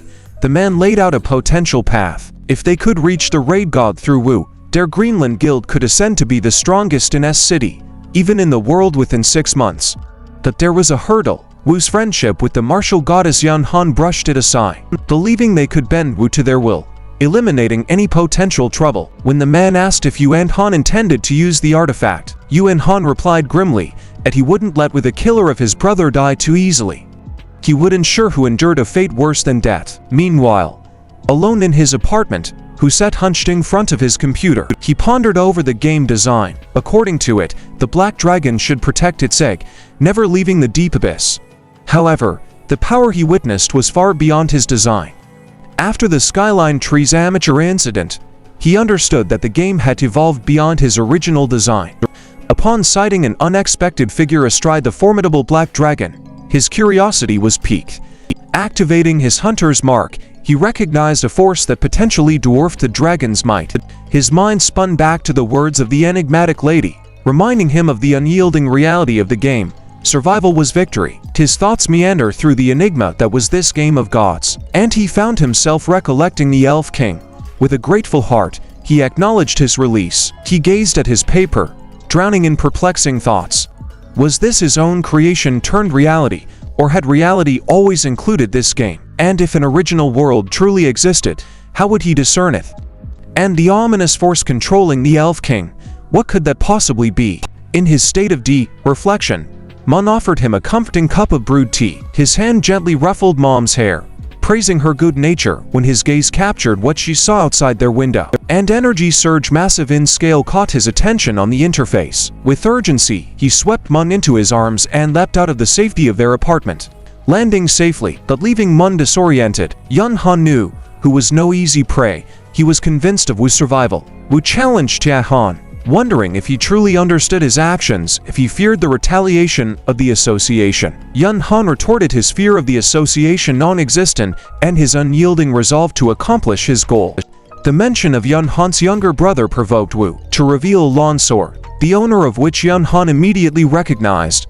Driven to rage, Yun Han sees Wu's demise, launching himself at Wu attack. Wu activated his hunter's mark, his vision marking the key points for a counterattack. His long sword met Yun Han's in a defense. In a chilling declaration, Yun Han professed his intention to become Wu's god, a thrill resonating within him. His thrill was short-lived as his sword snapped under Wu, shocking him. A bystander cautioned Yun Han about the mystery surrounding Wu. Unfazed, Yun Han challenged Wu with his arsenal, convinced of his opponent's imminent downfall. Displaying a new weapon, Yun Han resumed his attack. Wu mocked Yu enhance feeble attempts in comparison to the martial goddess, provoking a heated response from Yun Han. A warning sounded to Yun Han about Wu's unrevealed secrets, cautioning him against killing Wu. Simultaneously, the martial goddess sensed an intense energy surge tracing its origins to Drung Wu's residence. In another scene, being Yuan relate to Lei the news of Yun Han's attack on John Wu. Enraged, Lei declared the Green Land Guild obsolete.